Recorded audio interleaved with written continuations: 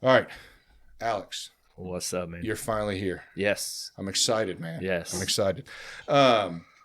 Just to give a little backstory for people that are listening. You go to Healy and Gracie. That's where we met. You've been doing jiu-jitsu for a long ass time. Like 18 years now. Yeah, Yep. long ass time. Yep. When I first met you, you used to roll me up like toothpaste all the time. I still do that to just about everybody. You're like, you still do it? It's a little harder. It's just a little bit Yeah. harder now. But yeah, dude, it's you always been a cool dude, man. I remember when I had to change up my schedule and I had to go to mornings a lot. That's kind of when me and you started talking. Yeah. But yeah, man, it was good times, man. You're always a cool dude. Helped me out a lot. So Yeah. I appreciate it, Yeah, man. I'm glad you came on. And you're still coming. I'm still coming. Yeah. That's what so we need. right now, I've been off for a little over 2 weeks. I told you about my back, right? Yeah. So I deal with the bulging disc Yeah. stuff. So one, not only my back, but just personal shit. I'm still trying to complete renovations at the house. You got life, you got Right. work. You know Right. what I mean? It slips away from you.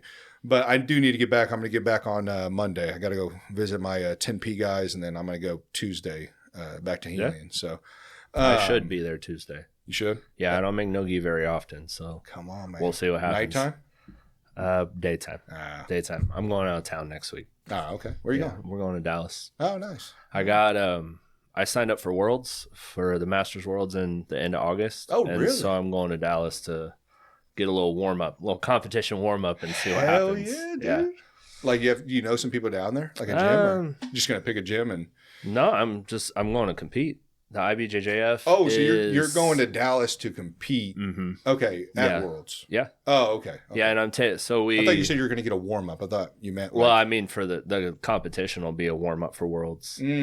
I don't think there's anybody in my bracket, so I'm under the understanding that will put me in open weight, which is fine because I'm. So what's the guy. competition in Dallas though? IBJJF. Dallas Open. Okay. Sorry. No. Yeah, it's the Dallas Open. I signed up for Worlds, and like Alex Rudman signed up for Worlds, and so like he went to Orlando, so I'm like, I should go get one in. Let's go to Dallas. And, that's dope. and Is he going with you?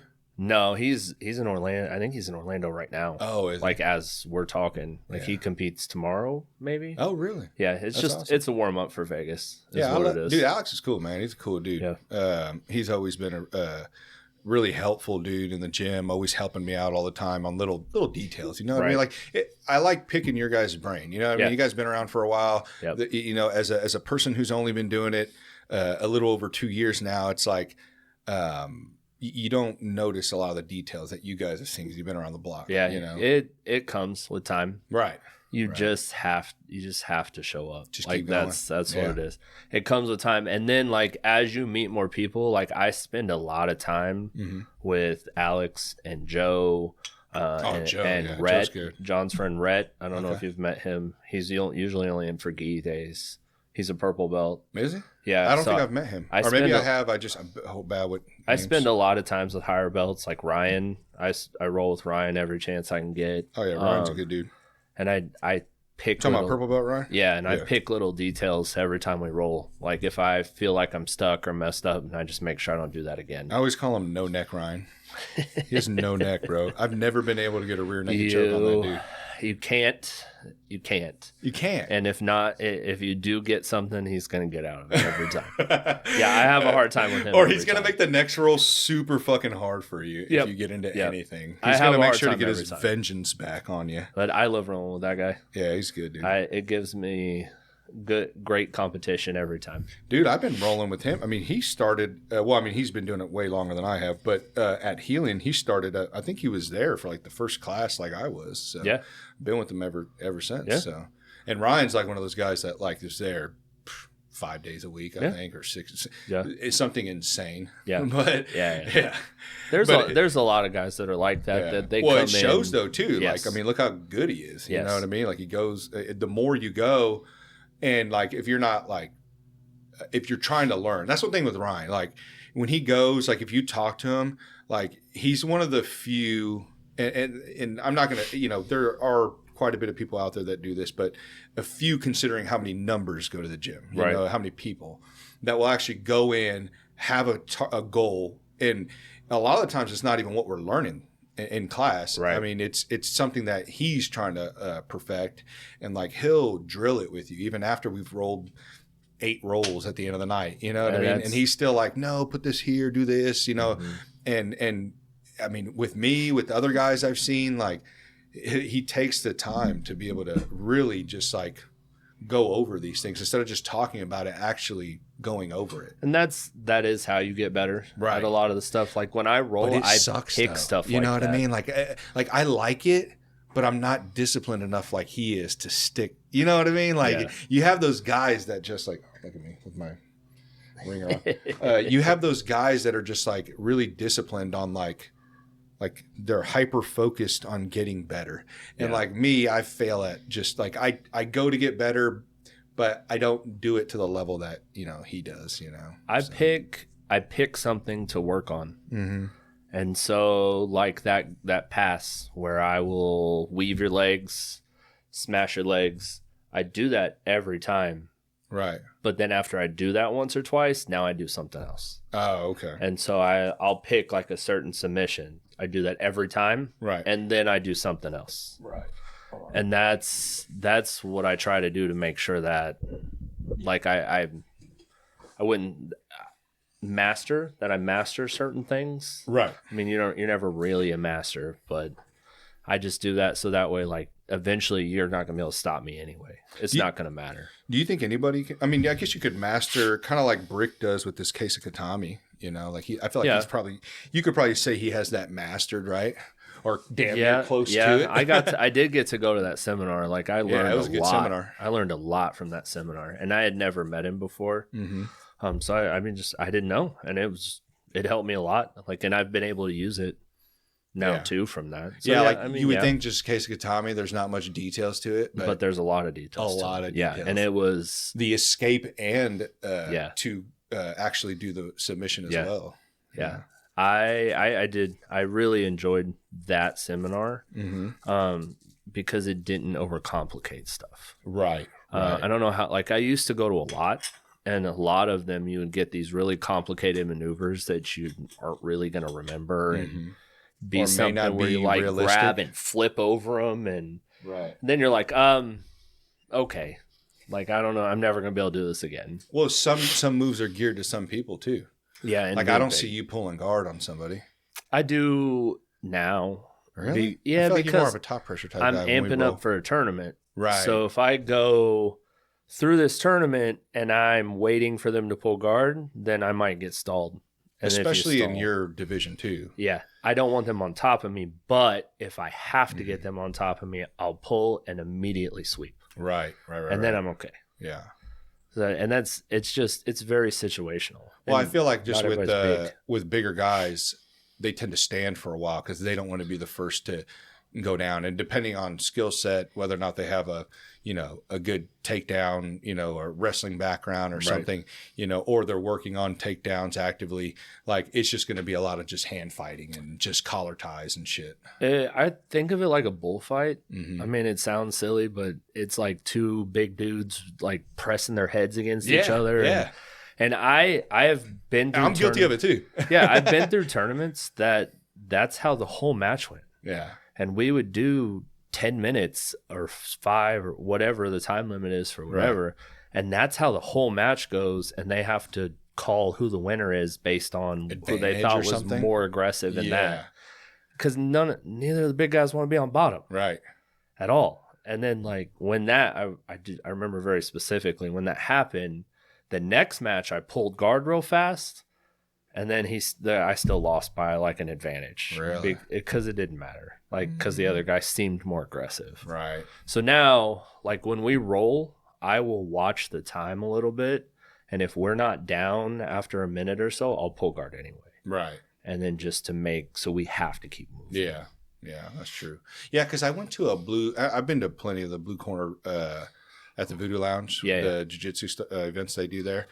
And although I have an issue with their stage, I think the stage is stupid. I think they need to use a pit because people fall into the those grates Yeah, at the it end or happens. fall off the stage and shit. It's just people are gonna get hurt. You know what I mean? Over a fucking voodoo lounge, or a blue corner tournament. Which it's not to knock them, but it's like this isn't world. You know what I mean? This isn't ADCC when you're flying off the mats and you know. But it's for this huge Olympics of jiu-jitsu. Right. You know, if they did a pit, I think it would really help.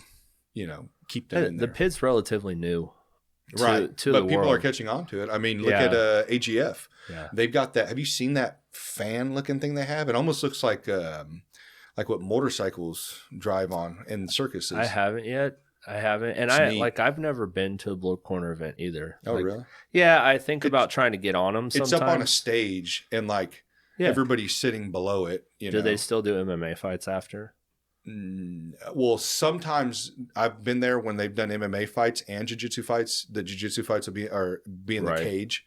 But I've never seen a jiu-jitsu and they have MMA. So like in one between. and then the other. Yeah, okay. no, I've never seen that. The world is like some places will do that. They'll do like a straight jiu-jitsu match in the middle of fights, or they'll do jiu-jitsu matches first. And I've only seen them when they've been mainly MMA. They'll throw some jiu-jitsu in there. Right. So, and usually the crowd goes a little quiet. Yeah, people, if you don't know jiu-jitsu, you don't usually like to and I don't really, jiu-jitsu. and dude, honestly, this isn't a knock to jiu-jitsu or anything. I mean, I love, it's done so much for me, but I mean, to compare it to MMA, I mean, just MMA is just a whole nother beast. You know what I mean? Like, people want to see the blood. Yeah. That's what it is. And I do too. I want to see people get punched in the face. Yep, that's what happens. Yeah, and so I don't blame really the average fan, But for guys like me and you and other people that train, or at least people who maybe understand the sport because they like it, they may not train, but they like it.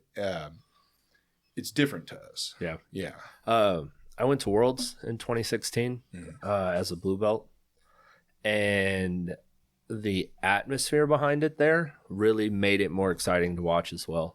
Because I got to see like Buchecha. I got to see Caltera. I got to see Andre Galvao. I got to see all these people compete. How big is he? He's short, but he's wide. He's wide. That's what I thought. I had a feeling when I was watching his matches versus Gordon. I think he's a little bit shorter than me. I think. I'm not 100%. What are you, 5'10"? Like right at 6 foot. Okay. So he may be like 5'10", but he's wide. Like he's a big guy.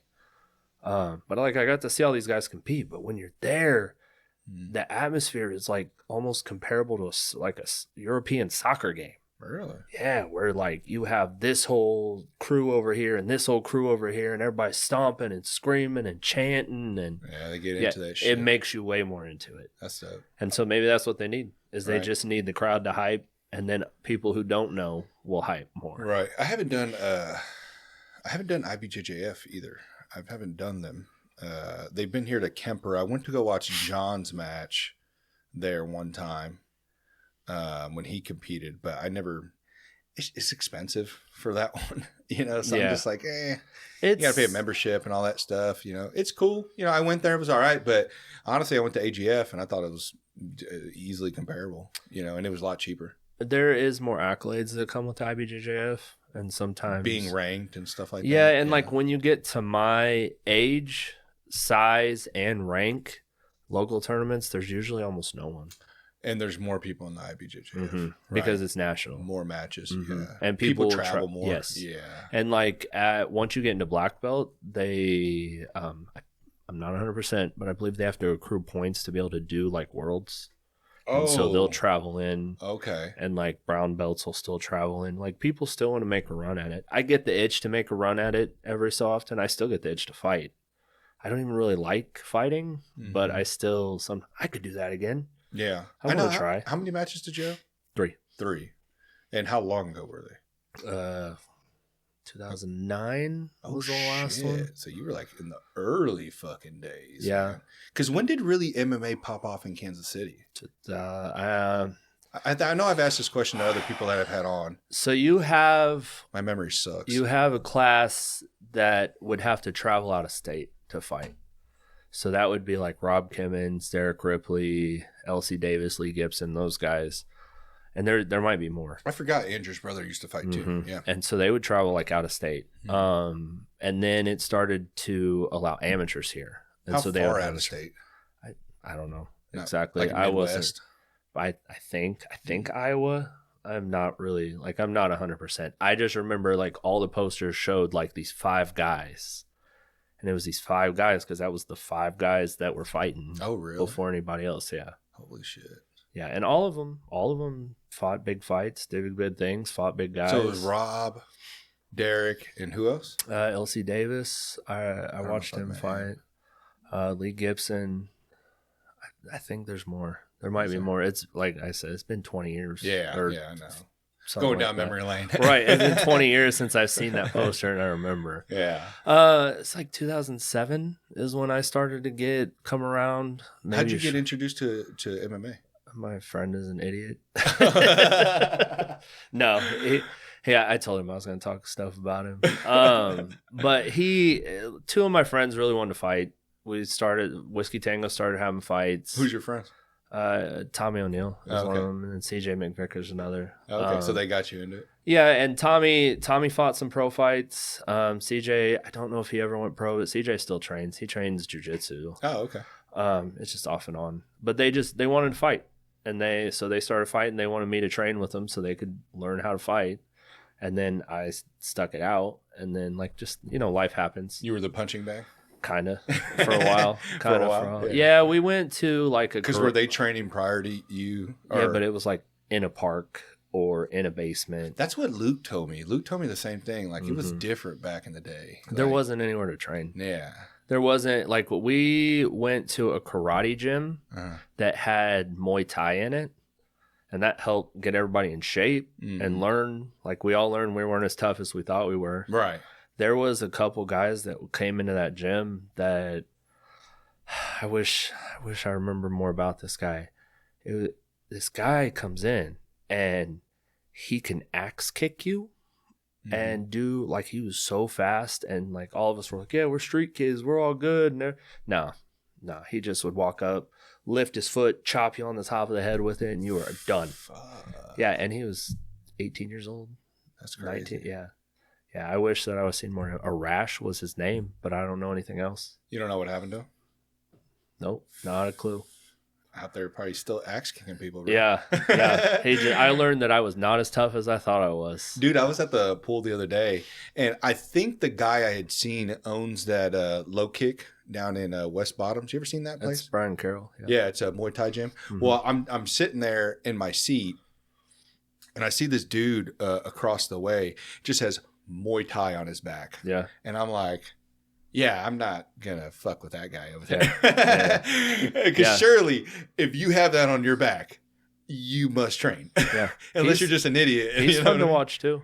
Huh? He's fun to watch too. Oh, is he? Yeah, he's been around a long time. Yeah. Well, I would follow their gym, and but by the time he had already left, I was going to go over there and talk to him, actually, because I'd love to have him on and hear about that world, because, dude, I'm fascinated with Muay Thai. Yeah. Like, love it. Me and my buddy Sam, he's got a Muay Thai background.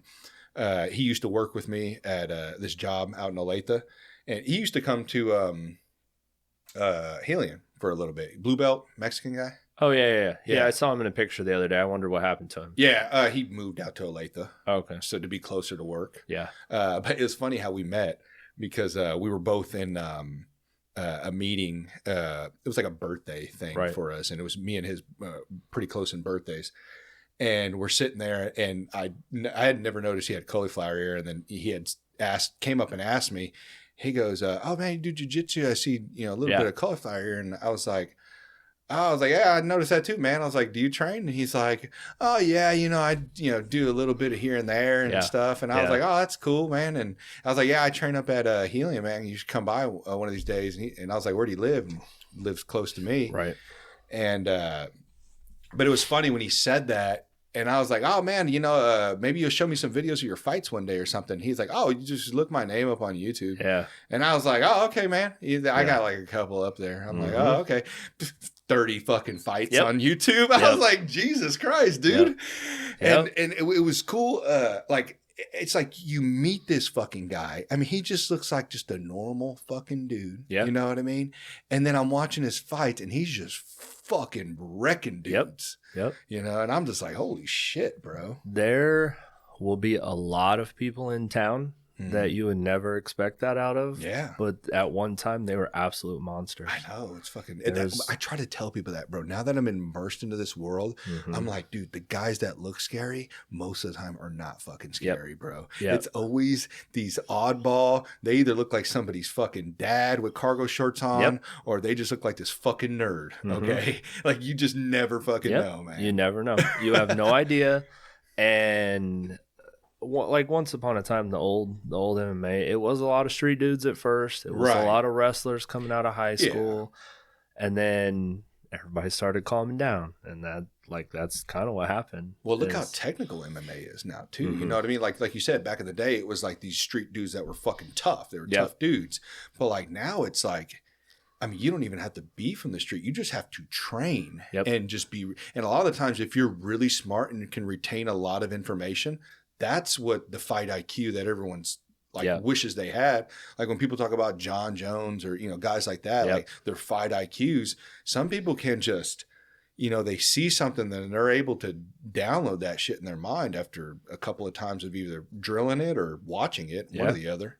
There are a lot of guys like that too. There are 3 or 4 of them that are way better at it than everybody else, and they put more time in and they live this life, and like, that's what it is. They live this life. That's their... I mean, James, the guy that owns Glory, or owned Glory, I don't know if he still does, but he has an extremely high fight IQ. Like, which one is this? It's James Krause. Lee Summit? Yeah. Okay. Yeah, it's James Krause. Like, he has an extremely high fight IQ. He is very, very smart when it comes to all things combat sports.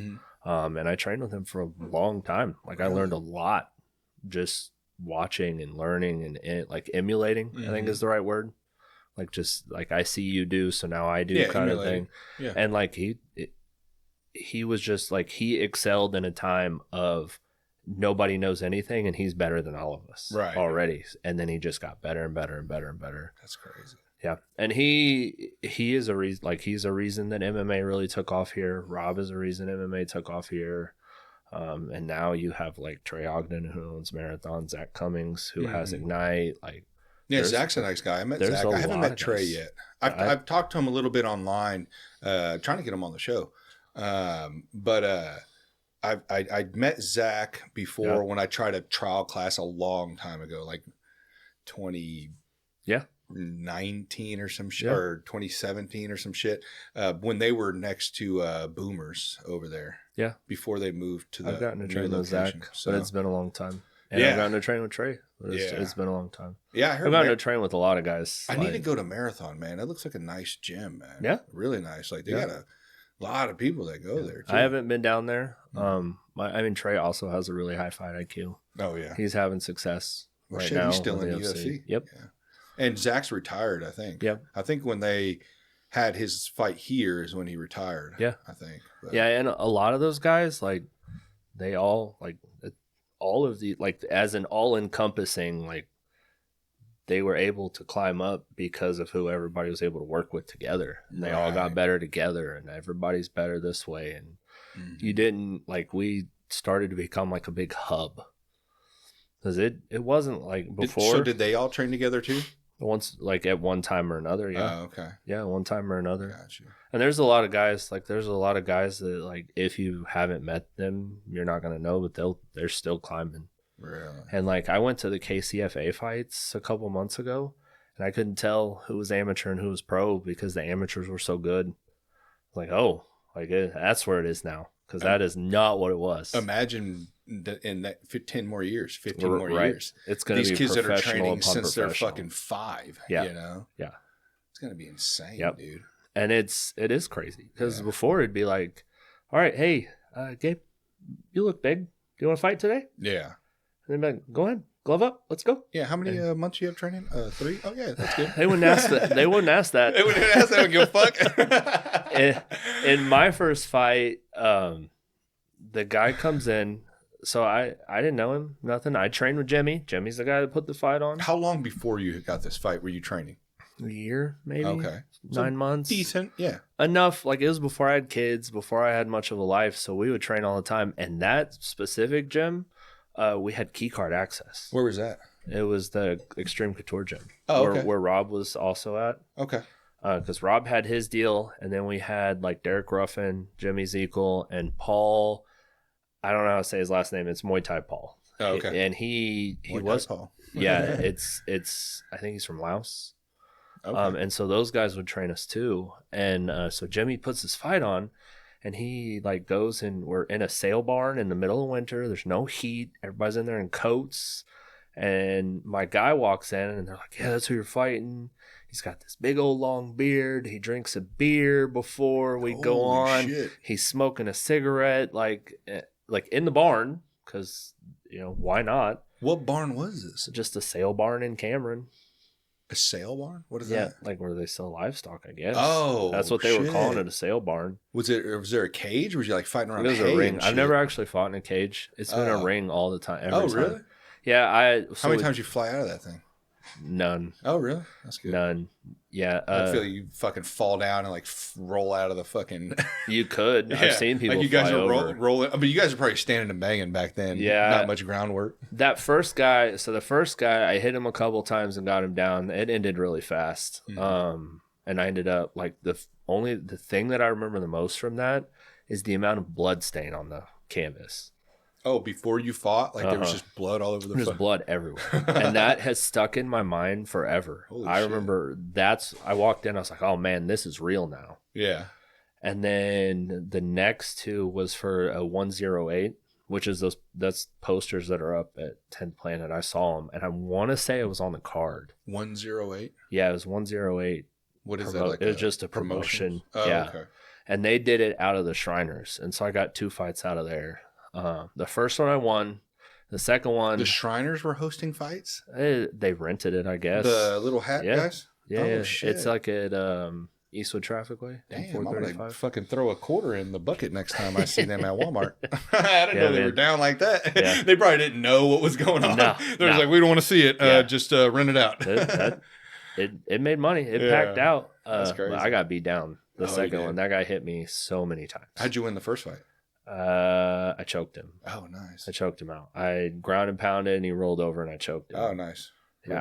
I remember zoning out in that one too. Like the ref had to like shake me back too because I was just like blacked out trying to choke him. Really? Yeah, it was an experience. Oh, I bet, dude. Yeah. That's what I try to tell people, man. Like, I've never been in a cage. Yeah. But like just going to a local jiu-jitsu tournament for your first time. Yeah. It's intimidating. Yeah. Especially being a grown man. Yeah. And you're going out there in front of, 100 people probably. Right. And you're, there's no punches, there's no kicks, there's nothing. Right. You guys are just, if you don't tap early enough, you might get your arm snapped or, you might go unconscious if you don't tap early. Right. But it's nothing like getting your fucking dome rocked, But like the adrenaline and stress you feel for that. It's similar. It's similar. But that's what I try to tell people, like, go and just do that.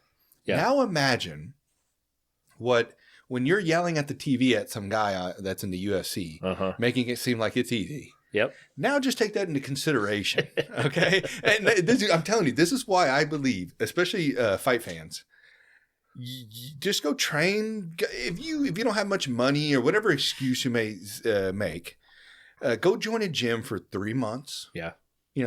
Pay your $125, whatever the fuck it is, and for 3 months, and then go join a local AGF tournament or a Fuji tournament or something, and just go feel it, you know? And then it would give you a better understanding of like, oh, this is what these guys are going perspective, through, Definitely. Yeah. And then if you want to kick it up a notch, you can easily go sign up for an MMA fight, do a little, 8-week camp and go feel that. Cause that's going to be even fucking 10 times fucking more. You almost get more nervous for your friends.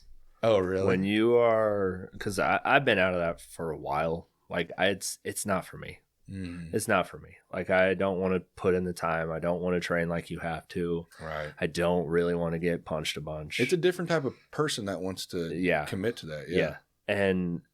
But like when your friends do it, you're almost more nervous because it's completely out of your control. I know. maybe because you have the appreciation because you've been in it and I haven't had a fight like that.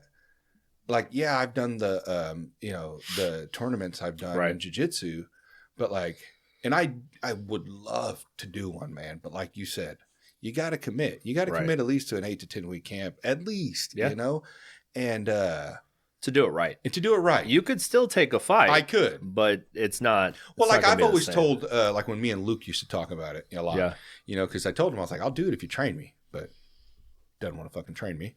But and I know I could go up to Jeremy and have them, they've always have me go up there and train with them at their MMA classes. I've gone handful of times with them.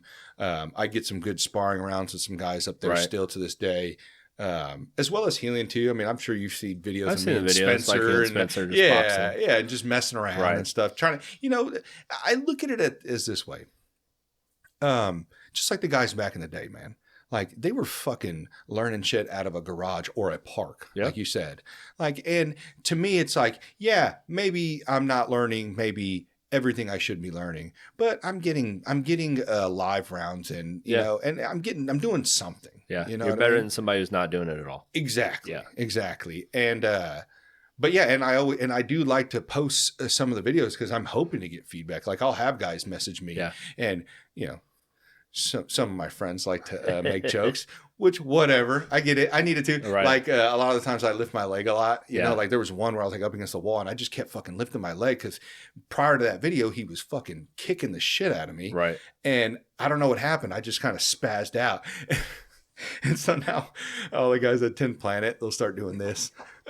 And then when I go in there, I'm like, man, you guys are assholes. Just bullies. But, bullies. Hey, but it's I learned. Mm-hmm. I pay attention to that now when I'm doing it. You know, I've heard you talk about like being fascinated with MMA. I think everybody should take something like that. I think I should take one because my problem is I feel like I'm going to regret it that I didn't just do one. Right. You know what I mean?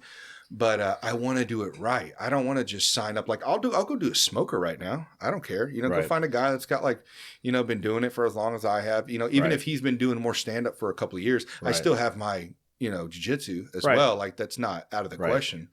You're not going to be so far mismatched. We'll be mismatched, maybe stand up to ground game, but you're not going to be completely mismatched. Yeah. So you'd be able to do it and then just see. Exactly. Yeah.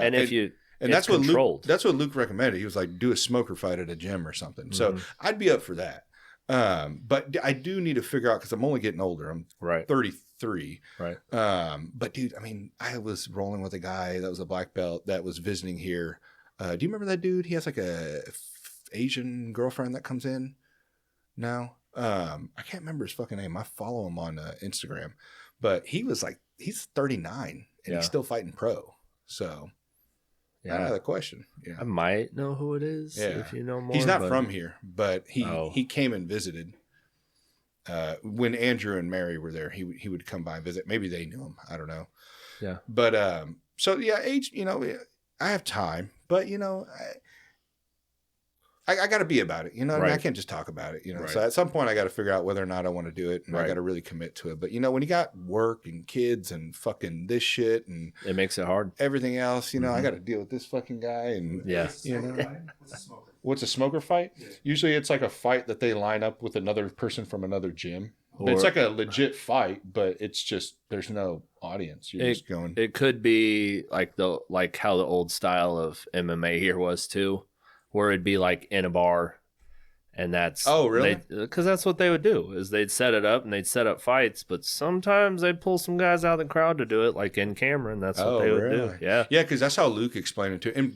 There's probably that too, but he was just like, yeah, man. He's like, we'll contact another gym and we'll, see who they got and you'll go and you'll basically fight, either at their gym or our gym and it'll be a legit fight. It just won't be like, it won't be anything on your record. It'll just be a fight at, like if me and Spencer were actually going at it, you know what I mean? Yeah.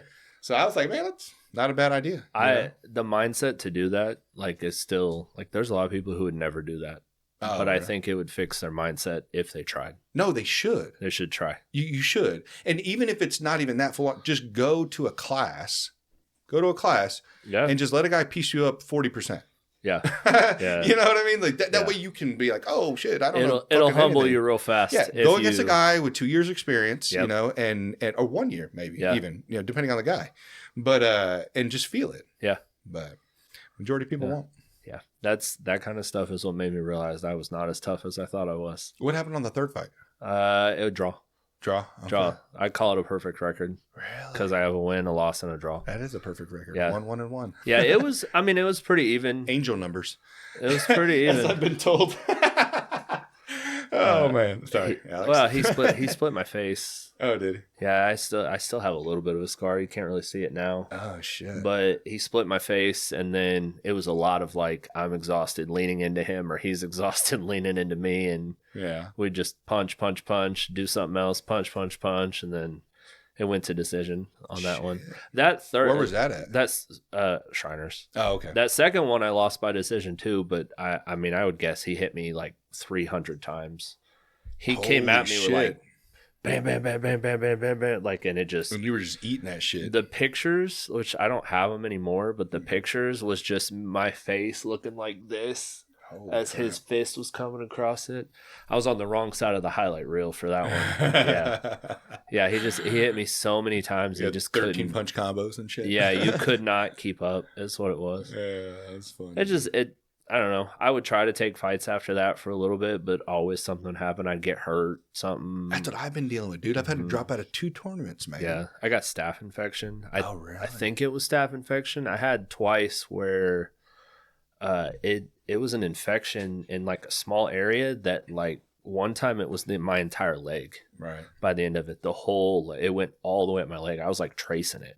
Holy shit. And it was growing like 2 or 3 inches a day. Holy shit. And then I was like, well, we better do something about this. What'd you do? You get some antibiotics?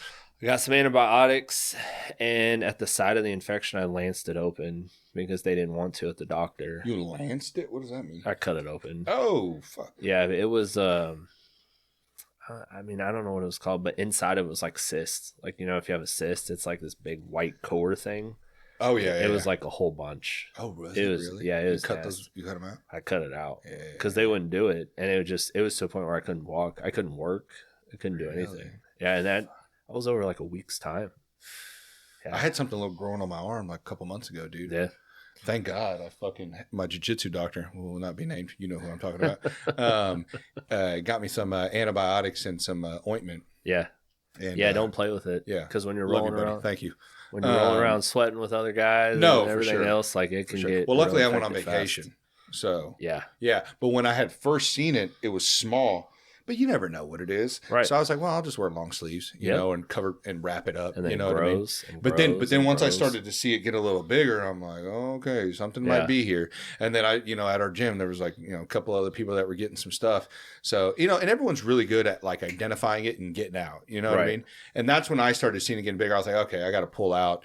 I was going on vacation anyways. Right. And then once I got on vacation, got the antibiotics in, I think you're not contagious after 48 hours of antibiotics or something like that.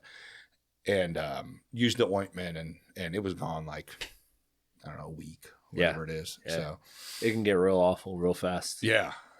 But I don't know what it was. It didn't look like staph and it didn't look like ringworm. It could be. Could just been a bacterial infection or something. Hepatigo or some shit. Yeah. There's all kinds of stuff you can get. I mean, mine stuff still may not have been staph infection, but it was bad enough that's what I figured it was. That's crazy you cut it out, but I did that shit one time. I used to have a lot of warts on my hands when I was younger. Cut them out? I cut them all out, bro. Mm-hmm. I got tired. Bro, I went to the doctors. We tried to get them frozen out one time. And I remember I used to use the stupid white shit that you would put on them to eat them away. And all sorts. I'd put my fingers in vinegar or apple cider or some shit. And then finally one day, bro, I think I was like 18. And I was like, I'm fucking done with this shit. I probably had like 8 of them on like 4 on each hand. And I just grabbed a knife, sterilized it, fucking lit it on fire a little bit too. Dug that shit out, bro. I did that too. Never grew back. I had them here. But they had that white thing in it, like you said. I had to cut that bitch out. And so I had it here and I did mine with fingernail clippers. Is I would just cut. And then I'd wait a little bit and I'd cut until it got down to like just raw skin instead of that like crap. I don't. It was nasty. The stuff that's inside of them. No numbing shit, nothing, bro. I just fucking dealt with that shit. Yeah, it was terrible. I was like, terrible. Just fucking cut that bitch off. I probably had a dull ass knife too, bro. When I was 18, you just trying. You just gotta fix it, bro. When you're young, you don't give a fuck. You're just like, I'm gonna do it. I don't care. And then you're like, I gotta pay for my own medical stuff now. I'm not doing that. I know. You ain't lying. Yeah. Fuck. They want. Well, even now though, like I pay for insurance. I don't even want to still go to the doctor. I'm gonna have to come out more money. You know. I've learned a lot of times that it's better just to pay cash. Pay cash, yeah. Yeah. Shit, I'm even thinking like just go to a clinic nowadays. Fuck, you might as well. Probably cheaper. Yeah. Some of them. But yeah, man, that's crazy, dude. So after MMA, when did you start doing jiu-jitsu, or were you doing jiu-jitsu? I'm sure you were doing the same. Yeah, it was during the same. But like that's part of the reason why. But you weren't focused on jiu-jitsu. It was just more probably like takedown defense, stuff like that. Maybe some. We would do jiu-jitsu class. And striking class. Okay. Same day. Oh, okay. So we trained Tuesday, Thursday. And there was other availability, but it was like I said. I just didn't know how big jiu-jitsu was in 2009 or whenever your first. So our coach was a blue belt or a purple belt. Okay. And then he slowly promoted too, but there's nobody really to promote. So it was still like I know more, so I teach you, and then everybody would just slowly grow. And like I said, like with James, he took over when it was like Grindhouse Glory. And he made that, and he started bringing in people that were able to get us able to rank up and things like that too. Yeah, that's cool. Because like Farinotis was my coach for a long time too, and he's the reason he was there for all my fights. He's the reason why I was fighting. But like we would train and do that, and so there was nobody to rank you up. So it was a lot of no gi. We didn't really put the gi on for a long time, and then eventually. It started to phase into just jiu-jitsu, and Farron stopped really coaching MMA, and then we just went on from there. Was there a reason why, or not really? I think just the natural, like how stuff flowed. Oh, okay. He would still be there for MMA. He was still training MMA. He's probably the hardest I've ever been punched. Really? Yeah, he told me he used to shadow box with 10-pound weights every day for however many years. So when he would hit you, like even if he would catch you like right in the forehead, it would drop me. Oh shit! It would 16-ounce gloves on. It would still drop me. Dude, fucking. So we had the little hybrid 16 ounces on. Yeah, that's the ones I normally use. And I was up at 10 Planet. I haven't got punched by a ton of people. You know what I mean? But decent number of them. And James, we've always rolled, never sparred. Regina, I don't know if you know who that is. Brown belt. I heard of him whenever I was up there. Yeah. I haven't gotten a roll with him. Okay. He's come to our gym too. Yeah. Real tall dude. Yeah. Bald guy. Dude, he hit me one time when we first sparred. And I was like, Jesus Christ, dude. I was like, we're just playing around, you know what I mean? So I knew he wouldn't hit me as hard as he could. Yep. I go, what was that at? If you can kind of judge. I was like, I don't know, probably like 40%. I was like, God damn, dude. I was like, holy shit. That shit, he rocked the fuck out of me, man. It was wild, dude. Like, some of those guys would have you questioning your life decisions. Fuck yeah, dude. Well, he had me questioning, God damn, man. Like, I know he's he's bigger than me for sure, but I'm still at 210 pounds. So yeah, you're not a little guy. Yeah, I'm not. So I know I'm going to get hit by another 210-pound guy, you know? Yeah, man. But I always feel I'm little because I'm shorter. You know, I'm like a little over 5'10". Right. But, you know, I'm thicker, wider guy, you know? And really, if I was fighting, I'm sure I would need to cut down to, you know, something smaller. Probably 185. Yeah, 185. Yeah. But yeah, man, it's just like, damn, dude, you get appreciation. Yeah. You know, thank God I ain't got to be in the ring with that guy, in the cage with that guy. A logger. I boxed with a logger one time. Oh, really? Yeah, and it was a long time ago. But I remember he hit, and it felt like a baseball bat. Dude, there's something about those, you know, guys that fucking manual labor jobs, man. Yeah. You know, and I honestly, you know, I get that a lot from a couple of guys at the gym. They'll be, God damn, dude, your fucking hand strength is crazy. I've been fucking wrenching on fixturing, you know, and running CNC. You know, it's not like I was, you know, throwing logs around like your buddy. But still, when you're all day bolting shit on and fucking picking up fucking 80-pound fixtures, you know, it's going to be a little different. You've been doing that for 13 years. My dad and my little brother wrench. My dad does cars. My little brother does motorcycles. Exactly, yeah. His grip is insane. And his hands are huge. Yeah.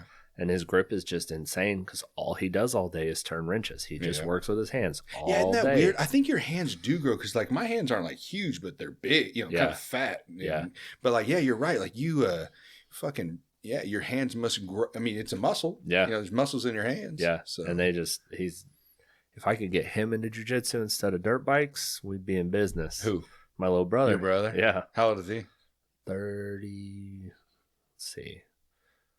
My little sister is 33, 35. Oh, okay. Shit. Yeah. 35. I have a lot of siblings, and their ages blur together after a while. So I have to, like, boom, boom, figure it out in the way. I got 4 brothers. I feel you on that. Yeah. I got 4 brothers and also 2 half brothers and a half sister. So I got a big family. I'm about the same. I have 4 other siblings. So my mom and dad have 4 kids. Mm-hmm. My mom has another kid. My stepdad has 4 kids. Oh, nice. And then my stepdad's brother is my age, so he was just with us anyway. Shit. So it's it a was big family. Just tons of people. Tons of people all the time. Back in the day when you used to be able to have families like that, man. You can't have that shit no more, bro. Yeah. In fact, you have 1 kid, you're struggling nowadays. Yeah. Fuck. How many do you got? You got a couple kids, don't you? I got 3. I got a 13-year-old, a 10-year-old, and a 5-year-old. Oh, nice, man. Yeah. Hell yeah, dude. Yeah. The boys are stereotypical boys, and the girls are stereotypical girl. They're all very, like, the boys are rough. They want to play sports. They want to fight.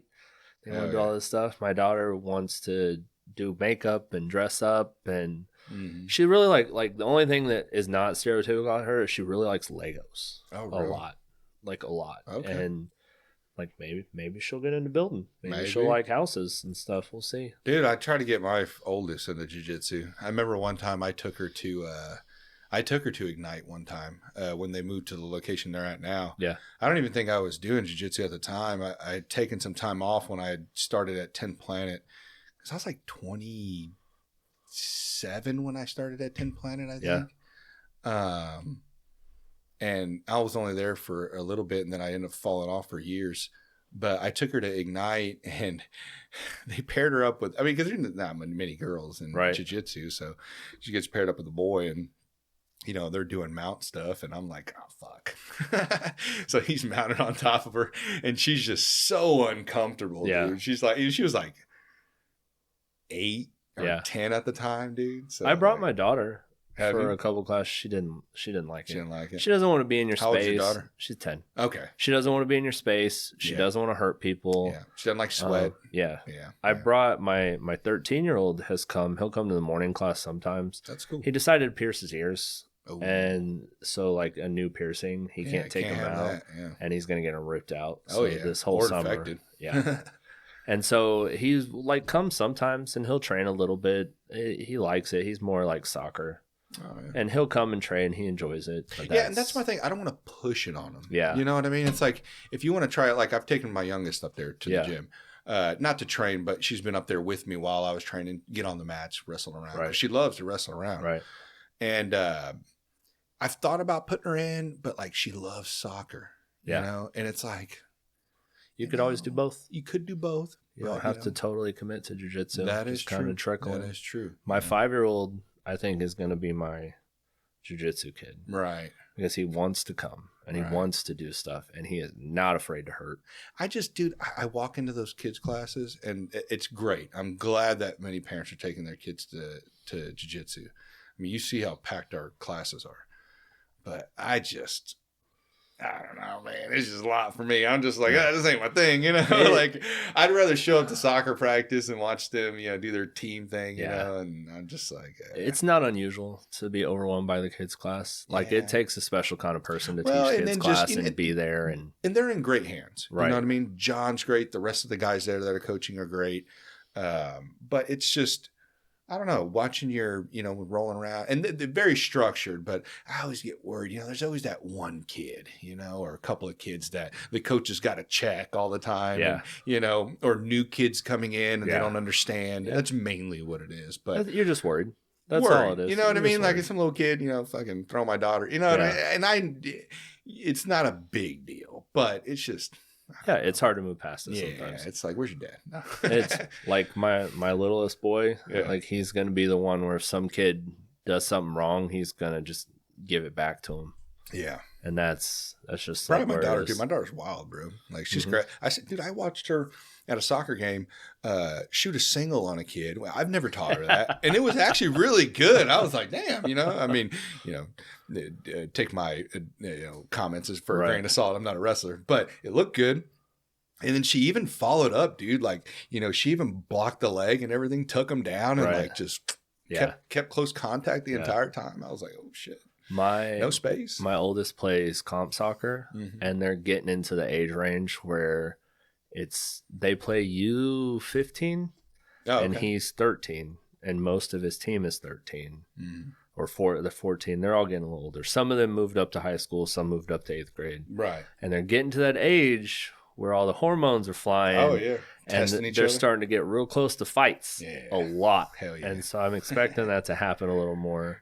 I'm guessing you're teaching them a little bit here and there. Yeah. I do. I mean, he's big. I don't know if you've ever seen him, but he's big. He's 5'6" or 5'7", and about 185 pounds. And he's very, very strong. So he's probably not gonna have to worry about much. No, he's They're probably not gonna pick a fight with him. They do though. Oh, really? They do. People pick on him. Really? All the time. That's crazy. And does he have like kind of the demeanor you have, very laid back, soft spoken? He's more how I wanted to be when I was a kid, where he's very outspoken. Oh, really? He's outspoken to the point where it's a problem. And he is going to listen to this, and so he's gonna be like, "Why are you talking about me, man?" But he'd be like, "What you gonna do?" it comes to the point where it's a problem. Yeah. He's okay most of the time. He doesn't cross the line, but like he's been in a couple altercations. He slapped a kid. But he's 13, right? Yeah, he slapped a kid and laid him out in the middle of school. At least it was a slap, not a punch. He did punch another kid. Oh. There's a kid that he has ongoing beef with, Ian. Yeah. Come on, man. Yeah, he has ongoing beef with him, and like I think it's okay right now, but they just don't get along. Right. They just don't like each other. And it's eventually going to escalate, I'm sure, but hopefully they can squash it if it does. Hey, just keep it to fists only, man. We're good. They just keep messing with it. Right. They keep pushing it. Well, you can't blame him for defending himself, Yeah, I mean, I don't. I always tell people this, because you ever had that rule back in the day? And I don't know. I mean, if this is your rule, I'm not going to knock on it.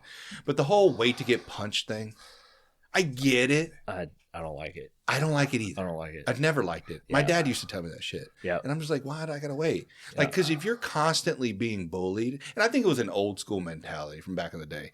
But like to me, like what I tell my kids is like, if they're fucking with you all the time, and I'm talking about to the point where like, there's no other option. It's ridiculous. Yeah. I'm not talking about they talk shit one time and you just lay them out. Don't do that. Right. But like if they're fucking, if you continually tell them, hey, chill the fuck out, dude. Right. And if they don't stop, then everybody wants to nerf the world, but sometimes, a little bit of violence can solve things, I get punched in the face, get you might in trouble for what I say. Yeah. But I tell them to try to avoid it. I tell them to involve whoever's in charge if you can, but I also don't tell them to wait for somebody to hit you first. Good. But I do say if you're going to hit somebody first, you need to be willing to accept whatever happens, and that could include getting arrested. That's true. You have to be willing to accept the consequences for what you're about to do. Because they could hit their head up the concrete. People take advantage of that. Right. They take advantage of, I'm not going to hit them first, so I can say and do whatever I want, and they're not going to do anything to me about it. Yeah. Or they could get hurt too. You got to remember that too. That's what I talk to my kids. I've seen a couple of cases where there's been a fight and dude goes into a full ass seizure after getting knocked out. I've seen one where a dude got fucking paralyzed from killed. He had him in a choke and he fell wrong, and they both fell wrong, and I'd somehow snapped something in his fucking back and his spine. You can kill him. Yeah, and so you do got to be careful of that. But mainly with kids, it happens. But fights are going to happen, man. Yep. You know what I mean? And sometimes you got to settle it that way. Yep. Especially with boys. But they got to be willing to accept what happens. Right. If you're going to take it there, if you're going to get arrested, you have to understand you could get arrested or go to jiu-jitsu. Yeah, or. It does calm him down. Yeah. He does like it. He's into boxing. Well, but even de-escalating the issue, because my thing is that when people, I see this all the time on the internet all the time, it drives me nuts.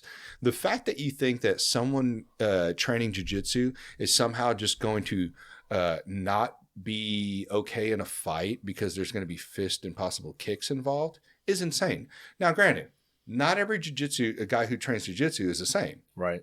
But if the dude's been training for a couple of years, even a year, we can say 2, 3, 4 times a week, that guy is going to be way more equipped, even if he hasn't had a ton of punches thrown at him or doesn't understand much of stand-up.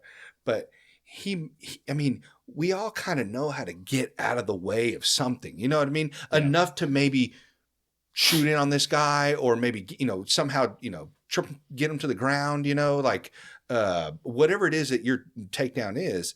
And then to be able to control that individual, Most fights, somebody tries to tackle you. Exactly. And a lot of the movements I need. So like, let's say, I'm the dummy here. You want to grab this over and move it, right? Mm-hmm. But they're going to throw a punch. So you just move it anyway. Right. And so it's just an adjustment. It's a lot of the same moves. And to think that, like, these guys, I was telling this to... It's not going to work if there's like 5 of them, though. Right. You're going to get beat down. Yeah, you're going to get... just take your L on that one. Probably shouldn't have fucking even been there. Right. Or maybe you got rolled up on. I don't know. Shit happens. We can't determine the situation. But yeah, I mean, and I would suggest not going to the ground in general in a street fight anyways, because you don't know, like you said, who he's with. You don't know who else is there. We're talking about kids, I mean, still could be a possibility. But to think that a person who trains jiu-jitsu that only knows, like, they're only capable of rolling on the ground, it's like, yeah, that's kind of stupid, You calm down, too. I mean, you calm down with age. Well, but while you're training, too, I've noticed it's like, you're able to go 100% in BJJ because, you couldn't do that if you were sparring 100% every day. You just you can't do that. But you can in BJJ. And so with that feeling that every fucking time you go to class, that does something for you. That calms you down in those situations. You're adapted to it. You're understanding of it. I never feel like I need to fight now, I haven't been in any sort of altercation. Like, I started when I was 21. I think something like that. And I was more discussing with your son. But I mean, just in general, like anybody who starts, you calm down. Right. If I know that, if I assume that I'm gonna win, then why am I going to do it? Well, and most individuals who train, I mean, we already kind of know the outcome, that because we see these videos on YouTube and World Star and whatever, Instagram, of how guys who've never trained a day in their life fight. And I really love fast food fight videos. Yeah, it's insane. Yeah. I came across this meme thing today that said, it was talking about a story where this guy goes into Little Caesars, and then in the Little Caesars, somebody follows him in and is yelling at him, and the Little Caesars guy jumps over the counter, beats him down, and then jumps back over the counter, and he's like, "This is the Little Caesars. We're always hot and ready." And I'm like, I love fast food fight videos. That's fucking wild, dude. Usually they're at McDonald's. Yeah. So I'm not saying their names. There are 2 different people that I have found fast food fight videos of them that I know from here in town. Really? Yeah. Yeah. They train or they don't train? One used to train. Oh, okay. But one of them, like, it's a girl, and she, like, I met her and learned about this, so I found the video after. And it's awesome because I know the whole backstory behind it and everything else. Yeah. I'm like, I love these videos. These are great. That's crazy, dude. Yeah, fuck that. I hope I don't get into a fight at a fast food restaurant. It'd be the worst. One guy slipping on a greasy ass floor. That's what happened to the one guy. It was 2 guys that I know versus like 3 or 4 other people, and he kept throwing punches, but he'd hit him, and then as soon as he'd hit him, he'd fall because he was slipping on the floor. I'm like, man, like, you gotta keep your feet, dude. Fuck that, dude. Or those people that talk shit at the drive-thru and homie just grabs him and fucking pulls him out of his car. You ever seen shit like that? Or comes flying through the window? Yeah, I love those videos. Like Khabib, fucking the eagle out the window, bro. I'm like, holy shit. And that, that girl that got real famous from the Waffle House deal where they threw a chair at her. Did you ever see that? They threw a chair at her, and she just took it and spun it off her arm and sat it down. Oh, no. I haven't seen that one. Holy shit. Yeah, it's like Twitter's really good for that. Yeah. Like if you look it up and look Twitter? up, yeah, oh yeah, because they don't censor anything. Oh yeah, and I always see like the club after the club's release. Yeah, everyone's just fighting out in the streets. That shit's fucking. That's why I don't go to clubs. Girls are crazy for fighting down there. Like, girl, you're half naked already at the club, and then you're just completely naked after that fight. After you guys just pull each other's clothes off. Yeah, like it's wild to me that you would even want to get into an altercation. Yeah, but they do. And the dudes, like the bouncers, are always like beating the shit out of somebody. Yep, but and it's always funny because I'm sure a lot of those guys probably train, and they just sign up to be a bouncer to get some extra money and to probably want to beat somebody's ass. Like, let me test my new skills. So like old MMA stuff. Actually, I think Pork Chop brought it up.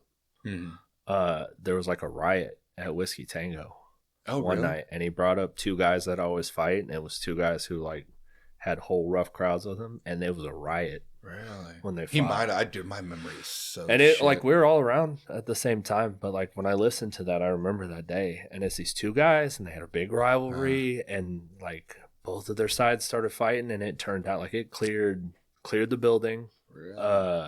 Why did it happen? Do you know? Just because the type of the people that were there. Like, fuck you. Yeah, and by that night, it's the end of the night, so everybody's drunk. High, whatever, like, and everybody's on edge. They've been watching fights all night. And I went outside like a side door, and there's like 5 different cop jurisdictions there. The fights pushed out the door. I'm talking like a real riot. It was crazy. So everybody was just fighting, and they ran over the security guard. So they're like beating down the security, and like at Whiskey Tango, security didn't play. Really? A lot of those guys were MMA fighters too, and they'd snatch you up. And if you would fight, they'd fight. I'd only been there a couple of times. My cousin Joe Estrada used to fight. I've seen him fight. Yeah. And I remember going to one of his fights at Whiskey Tango. Dude, I remember. You ever been to Whiskey Tango, Dom? So it's out in like Grain Valley, isn't it? It's in the middle of fucking just nowhere. Yeah. You pull up and you're like, where the fuck am I at? Yep. It's weird looking building. And you go inside, bro, and it's got like fucking bars and shit, like these little makeshift looking bars and just a cage in the center. And like, they'd walk. Everyone's smoking cigarettes in there and shit. Like, it's wild, dude. The stage would be over to the left, and that would be the backstage. And then they would run a ramp down, and then they just leave an open walkway up to the cage, and that's what it was. Yeah, that shit was cool though, dude. I remember when I went there because I'd never been to anything like that. I was like, holy shit, this is tight. Every month. Yeah, that's wild, dude. When did that stop? I don't know. Probably when like a little shortly after the professional MMA came into, and I don't remember what year that was, but once they allowed professional MMA, then higher caliber shows started popping up. So then what was that at Whiskey Tango? Amateurs. Amateurs? Almost entirely amateurs. They did do pro fights at some point. But I mean, after you do this once a month for years, like there's only people start to taper off. You got to do something a little different. Right. And the guys that ran it, I think they split. Just stuff changes. Dude, do you know who does good fights right now? Synergy. I think that's what they're called. I think that's Zach's and thing. KCFA. Yeah, because they do them at, I know James, I've watched a couple, or one or two of his fights over there at Memorial Hall in KCK. I think that's what it's called. What's Memorial Hall now? Over there by 7th Street Casino. Right, but what's the fight? Is that Synergy? Yeah, that's Synergy. Okay. I thought they were at Kemper. I might be wrong. Maybe. I don't know. But they were there. I have some tickets still from when they were there at Memorial Hall a couple of times I've gone. But also, too, the last one that James just fought on that I watched at Ameristar, Shamrock. Okay. I think it was Shamrock. I think it's, hope I'm right on that. And then KCFA does at the Independence Event Center. I haven't been to those yet. So they have those Saturday? Oh, do they? This Saturday. If you could go, that's what I was talking about, where like the amateurs look professional. Oh, really? Because I haven't been to Synergy and I haven't been to Shamrock. Well, the Shamrock one was dope, dude. Yeah. I mean, fucking dope. And it was neat because I like when they do a couple of different, they'll do like a kickboxing fight or maybe they had a Muay Thai fight there. I don't remember. Probably. But they mix them in. Yeah, but I like when they do that. I think that's pretty neat. That's why I'm a big fan of One Champion. Like, I think it's really cool. Like, you can watch a Muay Thai fight, a MMA fight, a jiu-jitsu fight, and it's all in one card. Right. That's pretty awesome. I like it, but I also like all of those things. Yeah. Some people don't. I mean, that's just... How could you not like Muay Thai? Like, I don't know why it's not bigger here in America. Like, more people are hip to ground game now, Right. like, to the jiu-jitsu stuff, but like everybody loves to stand and bang. And who does that the best than Muay Thai guys? Like, maybe we just don't have like, there's like a pocket and you need like a whole area. Like you need more. And then that might be what it is you just don't have enough guys that want to dedicate strictly to kickboxing to get somebody to really want to watch. Like boxing. Right. There's tons of boxers. Yeah. But there may not be enough now to drag in the fan base that they used to. I used to love boxing. Like boxing was like I wanted to box when I was a kid. I remember begging my mom, she wouldn't do it. Didn't want me to get hit in the face, but let me play football. Weird. Does that make any sense? But I get it, Mom. Yeah. I get it. You tried. You didn't know. You didn't have all the resources we have nowadays to understand CTE. But yeah, it's like it was a passion of mine. I loved watching the fights all the time. I mean, these were like kind of late Oscar De La Hoya days. Kind of when I was in high school. Seeing Mayweather and God, I don't remember some of the names. Ricky Hatton. I don't know all the names. Yeah, and but like once MMA came into my life and I started really getting to UFC, then you start to forget it. I can't really watch boxing. I mean, I watched so many Canelo fights. Like Canelo was like my guy. You know what I mean? Like I love when he first came into the scene. When I first seen him, like early, like around 2010ish, 11ish, and started watching him. Would always buy his fights, but like he's just a different type of his fights were just amazing, but like it's nothing compared to UFC, man. Nothing compared. And even nowadays I don't really get his fights anymore. I catch the highlights. I'll listen to a podcast review his fight. That's about it. But I'm not going to spend the money. If I'm going to spend $80 or $100, whatever it is, I'm going to spend $80 on a UFC fight. I don't really watch any fights. Really. I've seen a lot. Like I watched early UFC stuff. I watched into the 200s, like almost all of them. And then now I don't want to throw money at it like I used to. And I have kids. So now I can't go out to the bar and watch all the time. Now I can't do this or that. So I just catch them where I can catch them. I don't get them as much as I used to, dude. I used to get them all the time. But, times are tough right now. It's like, damn, I can't really afford I catch it if I can watch it. But that's... I remember when they used to be like $50. I was like, damn, now they're like 80. The last one I just bought, the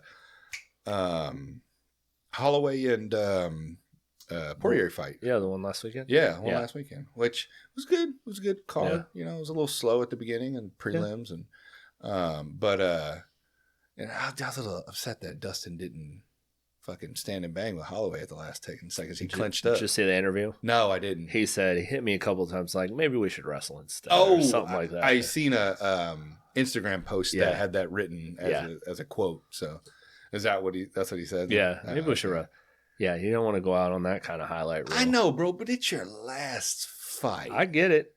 But and it's Holloway. This is what he does. Everybody always says it's their last fight. And then, True. And then maybe I should take one more. Maybe I don't know, could man. do it again.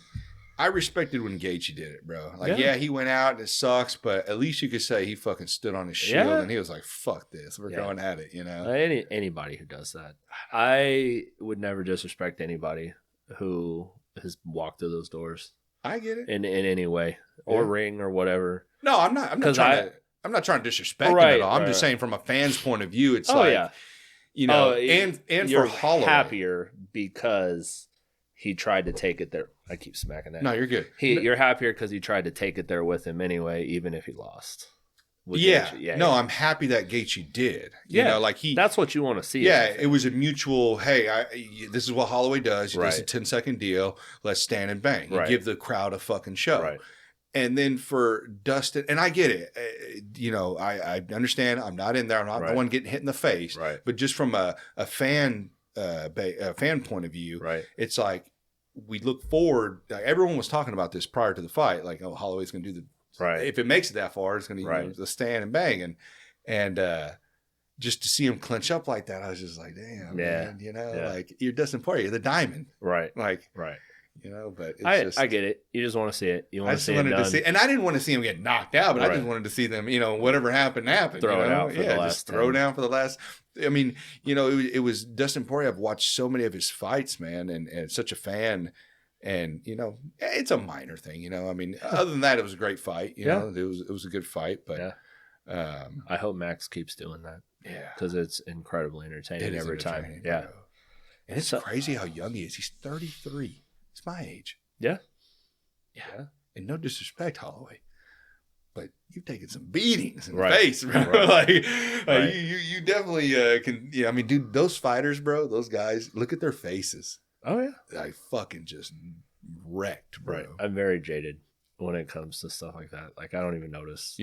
I'd notice like when you watch the fights. Like, you always see their noses all fucking fucked up and crooked and dented in. I just know who's the fighter. Right. Or I know who fought, or I know who did this, just based on like little stuff. Yeah. Demeanor. Like when my scar was really big, because it's healed. I mean, it's, I don't know, 15 years. Mm-hmm. It's healed. My scar was really big. People used to be like, "Oh, you fight? Oh, really? Oh, what's that from?" Yeah, like the cauliflower ear. Like I don't have it at all. I have no idea why.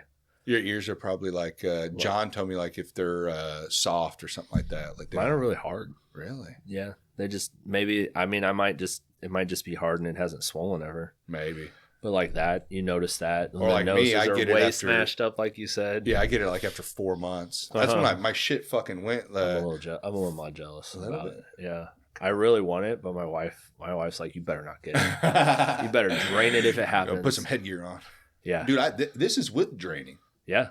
Like, yeah, because otherwise it starts getting all mangled. Well, but it was a big ass ball. I looked like I had a fucking boil on my ear. Yeah, and it can get mangled. It can like bend up. It can do all kinds. And Andrew was like, "Oh man, just leave it." Because I was asking, he was a coach at the time. I'm like, "Andrew, what do I do? Just fucking leave it. Keep training." I'm like, "Yeah." And you see Andrew, his ears are just fucking the gnarliest looking cauliflower ear I've ever seen in my life. Yeah.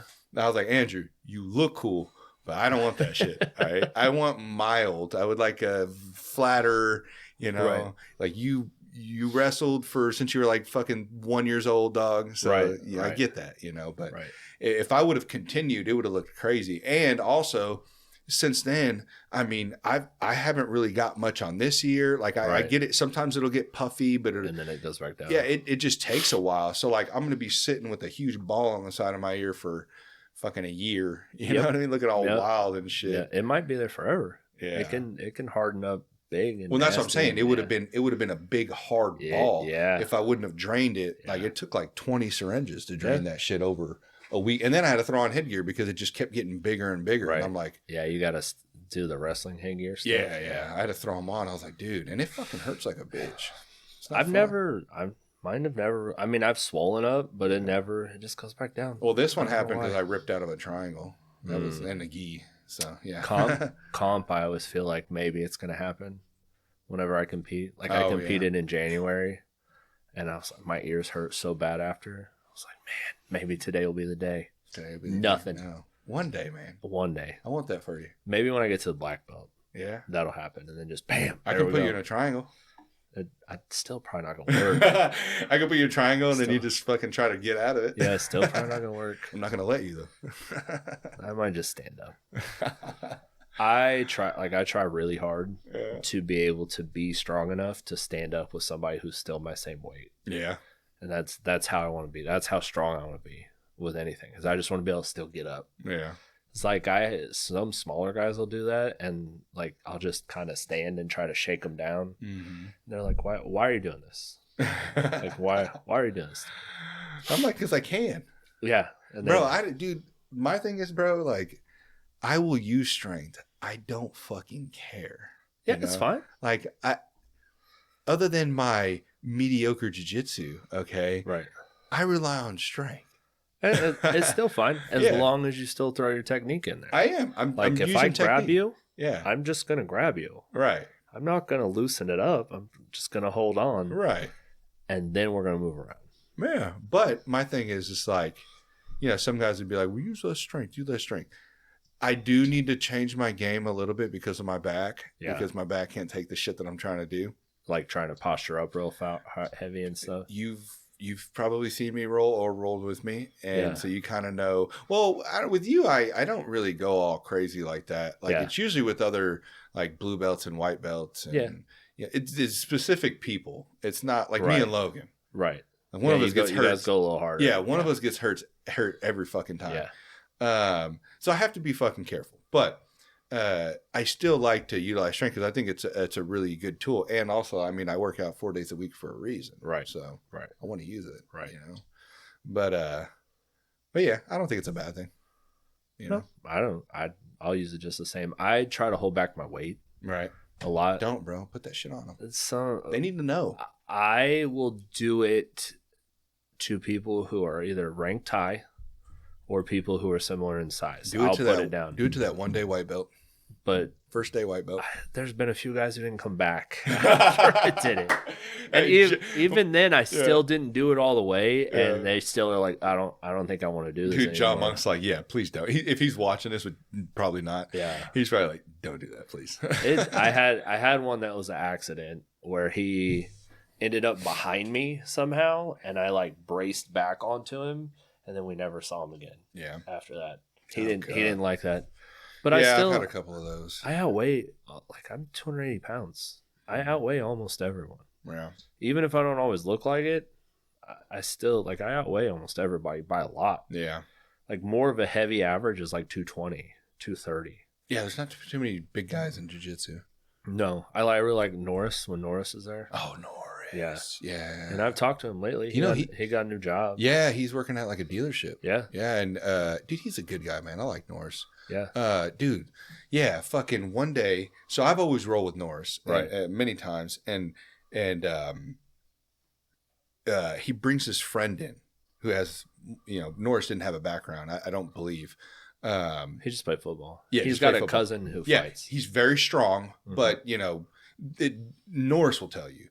Doesn't matter how big and strong you are. Right. It's just different. Right. It's a different game. Right. You know what I mean? And he brings his friend in though. And big as him. Huge. Yeah. Yeah. Another football players, I'm sure. No. Wrestler. Oh no. Yeah. Well, I see them together and I'm like, okay. I was like, I want to go against this guy. I know how I do against Norris. I want to go against him. Yeah. And all of a sudden I see him over there fucking shadow wrestling and shit, doing his little shooting drills and stuff. And I'm like, oh, fuck. He put it on you, didn't he? Well, I mean, yeah.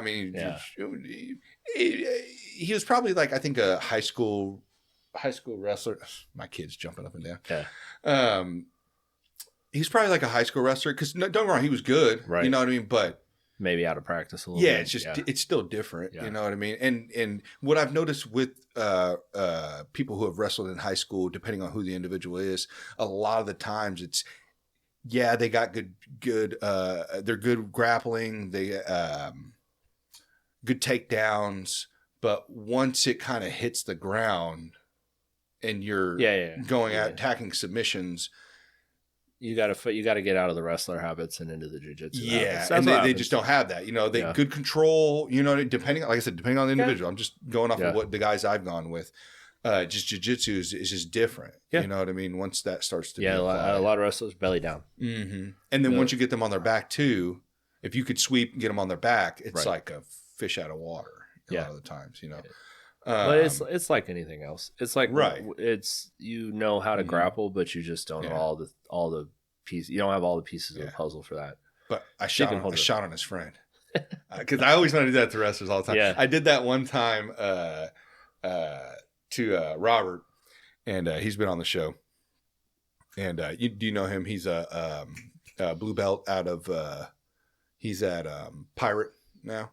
No, you never met him. He used to come to our a gym lot of guys I every went now to and high school with go over there, so I know Robert some people. Shadrach.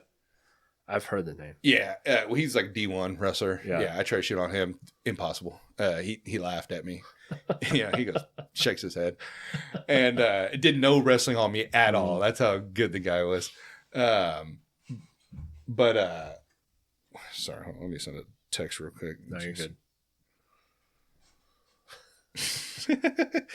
Yeah, man.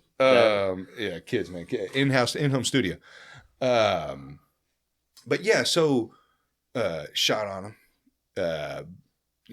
Went okay. Right. Very heavy. Right. Very heavy. Not good on my back. But Yeah, it's like I don't know what I'm thinking.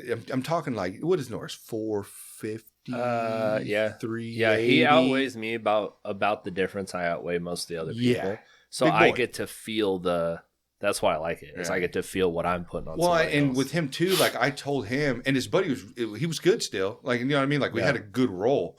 But like I told Norris is always worried about using his weight, and I'm like, I get that. I want you to, it's good to focus on technique, but still use that shit, man. That's still a tool. You know what I mean? Like use it when you need it. Right. He's very conscious. It still is good for a new guy to be conscious. Good, yes. Because so you don't hurt anybody. What if he falls on your knee? I know. What if that happens? Like I got in a weird situation today where I had a knee all twisted up in my legs and. Oh, really? Just had to be very conscious of where we were to just make sure he's not hurt. Yeah. If I moved away. You're good. Yeah, just being conscious is a really good trait. Oh, for sure. But like, imagine that and competing. Mm-hmm. I got to compete against a sumo wrestler one time. What the hell? It was awful. Really? It was awful. Yeah. Did he train? But he was training jiu-jitsu, but he was a sumo wrestler? Yeah. Prior? Yeah. He trained at Welcome Mat, I think is what it was. And how was that when you went up? Like you guys were standing up. He was immovable. Yeah, and he got me down, and then his belly just kind of engulfed my face. Oh. Because I mean, sumo wrestlers, big bellies, they're big guys. He's a short guy, but he's a wide guy. Is this a gi? I think so.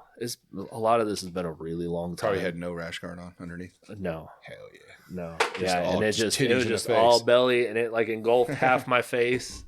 And I can hear my coach asking me if I'm all right. And I'm just like squeezing a thumbs up out of there. And then I think I lost on points that way, but like I couldn't move him. I couldn't move him at all. It's insane. And that's what it's like. Yeah. Like if you use your real weight on somebody, if you're big, they can't move. It doesn't matter if they're almost your same size. Doesn't matter. Yeah. There's some things you can't control. How long? So you said you've been doing, you're a brown belt now, which congratulations. Yeah, you just got that what? A month ago? April. Oh, was it April? Yeah, when Hogan was here. Oh yeah. Yeah. Fuck. I for some reason I thought it was at the last promotion thing that we just had. I don't know why I thought that. No, it was when Hogan was here. Yeah. Stuff starts changing, like when you start getting brown and black and things like that. Like it's done a little bit differently. Really? Yeah, I feel like I have more of a like I need to meet certain expectations at that point. And then even if they're not really holding me to that, I hold that myself to that. Right. And in the end, it really doesn't matter what belt you have on. You know, it just matters what you can do. Yeah. Right? Yeah. I mean, that's how I've kind of looked at it, you know, because when you first start, you're like, oh man, you know, you're really into like, you know, the meanings of the belt and, you know, the proper weight of belt and all this stuff. And I do believe there should be standards for sure. We don't want jiu-jitsu turning into fucking karate, you know, which is a real discussion that is going on. It is currently. going on, yeah. That Fraber, whatever the fuck his name is, he's been on Rogan before. I can't remember his damn name. He's talked about it, and this was years ago. Yeah, there are places who hand out belts that shouldn't be handed out. Right.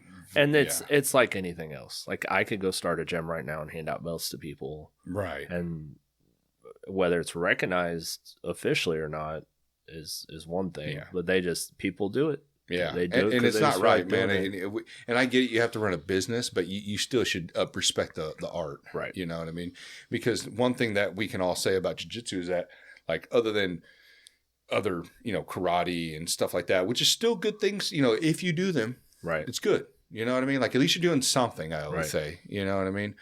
I mean, you're a grown man. I mean, you know, I feel like you should probably go into you know, some sort of other martial art, you know what I mean? To kind of, you know, push yourself. But if you don't want to, hey, I'm not going to knock you. I'd rather do that than nothing. Yeah. But I think that, like, when it comes to that, it needs to be upheld and sacred because, you know, the beautiful thing about jiu-jitsu is that you know, we're going to find out no matter what. Yeah, you're gonna find out when you step on that mat. Yeah, people are gonna know where you're at. Yep, they'll know. Yeah, they'll know. And so it's be careful. Always in my head that I don't want somebody to be able to question it. Mm-hmm. And so, like, I've had showings where maybe I got smoked by somebody I shouldn't have been smoked by. Yeah, like it happens. How are you feeling that day? Right. Are you tired? Sure. Are you sore? Is that person having an especially good day? But if you got a brown belt and you're doing white belt type shit, you know what I mean? Yeah. There's like, there's definitely a difference. It's like that guy. I try to hold myself. Have you seen that guy that just got his belt in like black belt in 3.5 years? I heard of it, but I've barely read or seen anything on it. Yeah, hold up. Can't remember what it's like.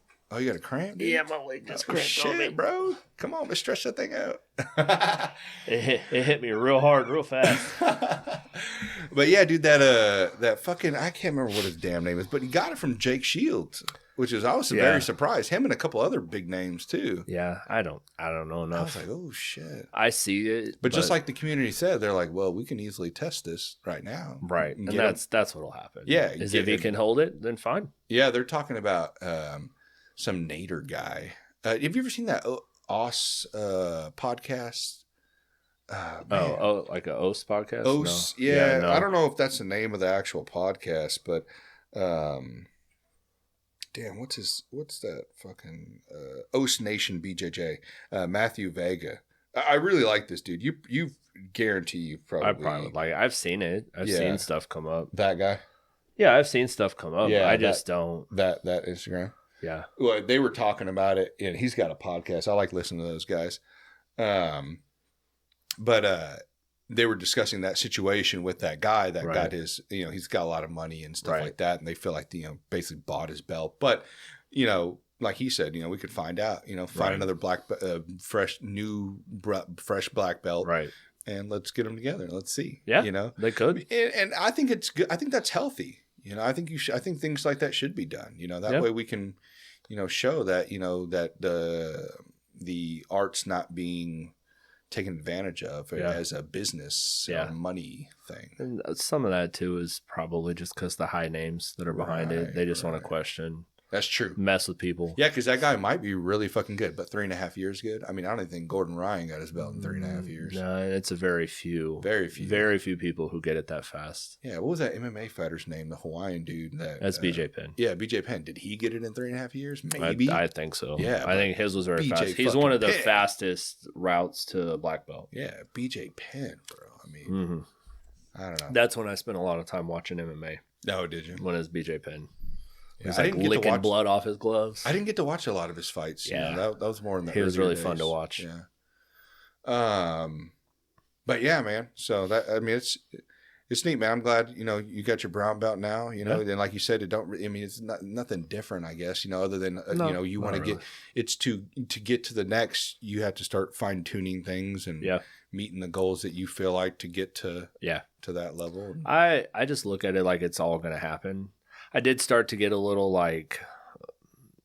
almost burnt on the purple belt because COVID happened in the middle of it. Oh yeah. And so I watched, which I try to never feel this way, but I still was like, all these guys that were either below me or equal with me are all getting black belts all through COVID because they stuck it out, and still were training, and I chose not to, and I'm like, all right, well. Now I got to catch up now. Now I got to see this. Now I got to see that. And I'm happy for him. Right. But at the same time, I do think I felt a little envy on it. Dude, I think a lot of us feel like that, bro. I really try not to. I never am a hater. And and I'm pretty open about how there's only one person ever who I was like, I don't really agree with this. Yeah, well, I'm not saying that I'm not saying a lot of us feel like that. I am saying that, but I'm saying we feel like sometimes, in my case, I had a guy start with me at the same time at 10 Planet. Yeah. I fell off. Well, a couple of guys, actually. I fell off. One of them's a purple belt or a brown belt now, and then the other one is a brown belt. That's what happens. And I'm like, damn. Yep. I'd have been a fucking brown belt by now. You know what I mean? But our roads are all different. It'll all happen. Exactly. You go, you do what you can. I've always been a 2 or 3 day a week training person, my whole life. That's all it's ever been. I don't really I don't. Oh, that's me too, dude. 2-3 days. I'm good. I'm not somebody that's going to come 5 or 6 days. Yeah. Even before kids, it was always like that. Yeah. And it's what it is. Yeah. But guys who train 5 or 6 days see this kind of thing. Guys who do this, do that. Oh yeah. And so it is what it is. Yeah. It'll all come. Yeah, I think, like you said, just go do your own pace. Mm-hmm. You know what I mean? You'll get to where you get to. And also, dude, to be honest with you, 2 or 3 days is really fucking good. Yeah. In my mind. Yeah. I know some people may debate and say, 4 to 5, but 2 to 3? Yeah. I mean, it depends on what you want, too. Yeah. And if you got a full-time job, you got a family or some shit, like. I am very busy. Yeah. All the time. Exactly. Very busy. You're a realtor. Yep. I mean, fuck, dude. Yeah. I do. And, like, I'm training for the tournament.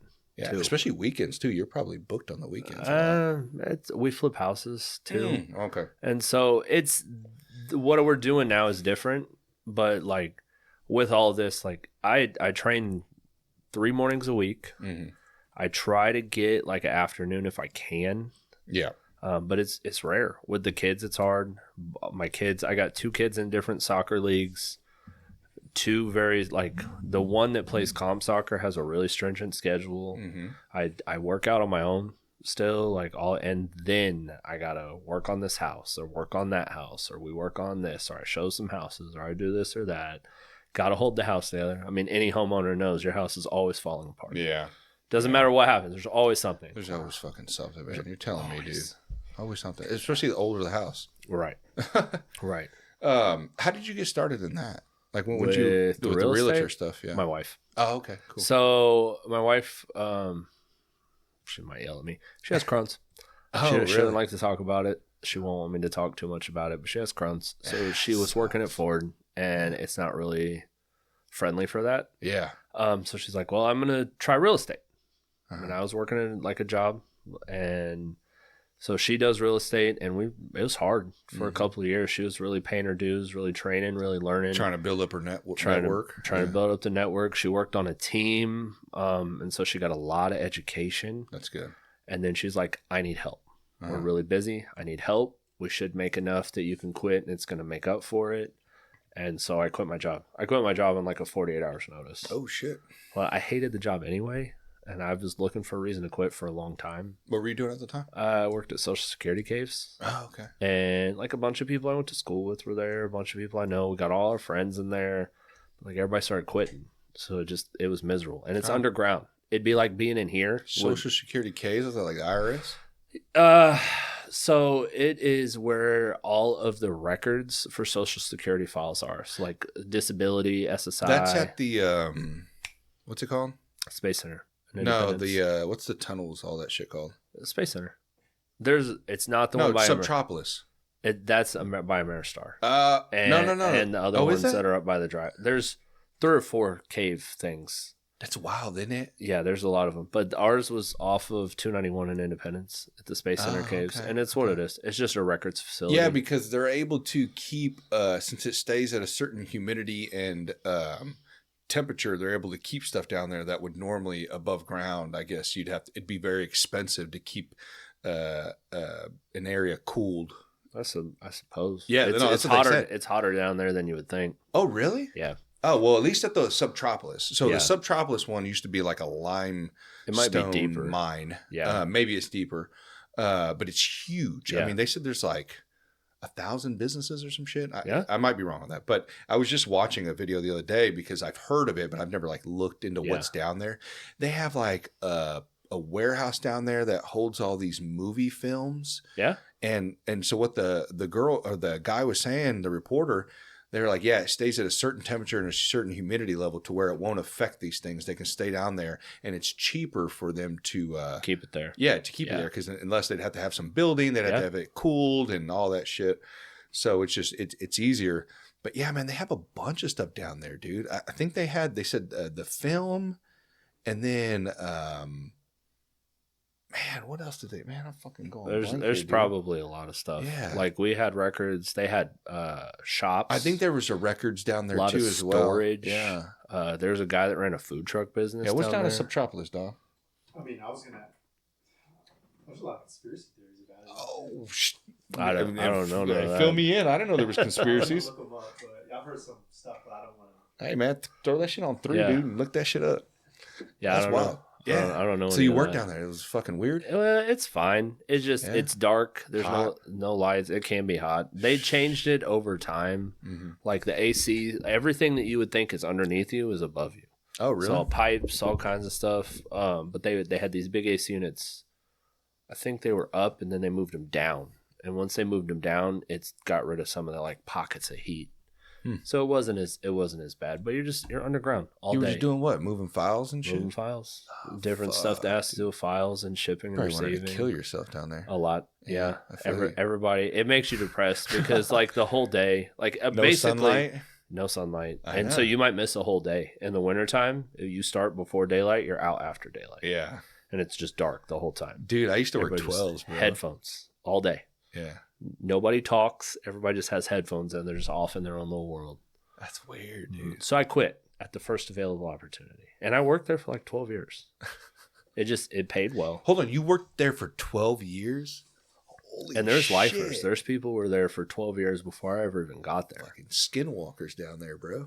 Just fucking all creepy and shit. They're not that bad. They're not that bad, but they're It like, doesn't wear on you that bad. but I mean, it wears on my mind I bet. a lot. Like it made me real grumpy. What were the hours? Like 8 hours or 10-hour shifts? 6 to 2:30, 7 to 3:30, 8 to 4:30. Not too bad. I like the 6 a Oh, yeah. lot. Get in and get out. Get in That's and my get out. schedule right now. I like the 6 then. I couldn't do it now, but I mean, I was always late to everything. So Oh, dude, you're telling me, bro. I'd be rushing in. This is my problem right now, dude. So I've been machining for over 10 years, like 13 years or some shit. And I've also done like 3 years of PM work in construction. Yeah. And hybrid stuff like superintendent, small companies, wore a lot of hats. But like, dude, I cannot do this 6 to 2:30 anymore, bro. Yeah. Just sitting there. It's not bad. I'm not going to complain. I'm thankful I have a job. Right. It's easy. But my mind, dude. Yeah. I mean, this is why I fucking started this podcast because that's all I've listened to for the last 13 years. Podcast after Podcast. podcast after podcast. Yeah, like 2013 is when I started listening to Rogan. Yeah. You know, and that just changed. I was like, what the fuck? It was like Howard Stern. Yeah. This is crazy. Yeah. But, and I don't have to have XM radio. Yeah, exactly. Yeah, because that's the only reason I never really listened to Howard's because It was only on XM and XM, Sirius. And yeah. yeah. or on the E channel at night. I got into comedians. Yeah. And so I didn't get a lot of podcasts until after I'd quit. But it'd be a lot. I'd listen to every single thing that every comedian ever put out. Oh, like their tracks, like their just specials. everything that you could pull off of Spotify. Mm-hmm. Everything.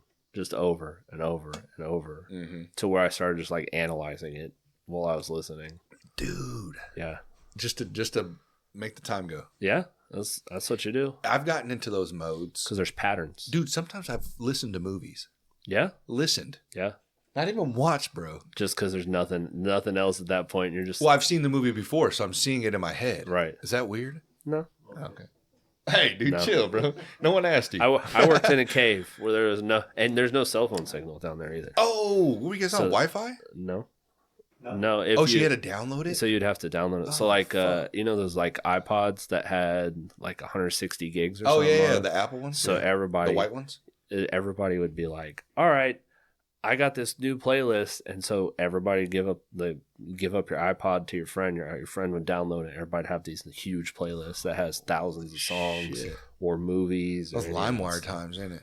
Kind of, yeah. Frostwire. Yeah. Dom didn't even know what Frostwire was. Do you remember Frostwire? No. I had LimeWire. How old are you?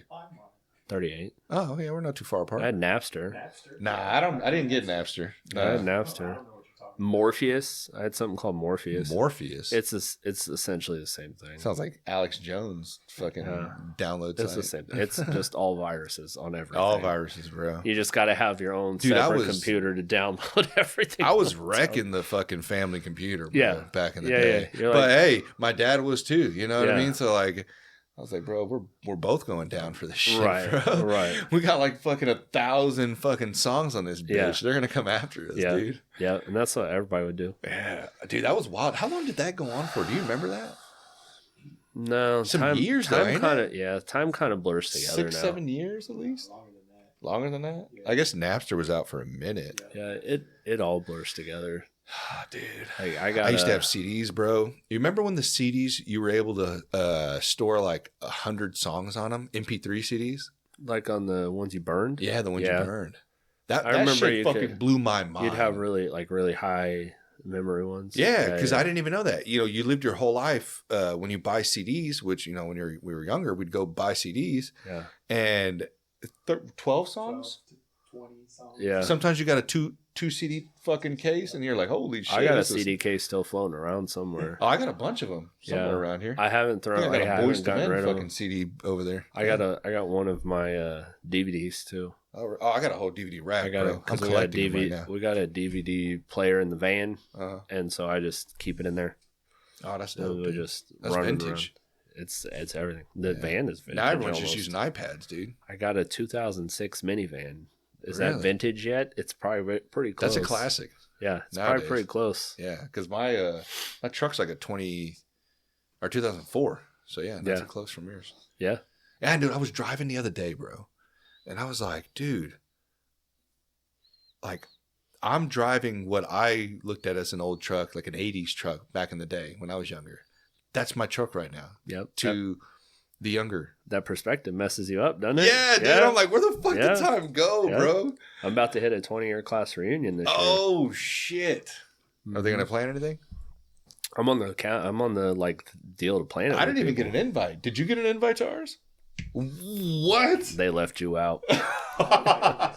Bro, you're kidding me. This year. Nah.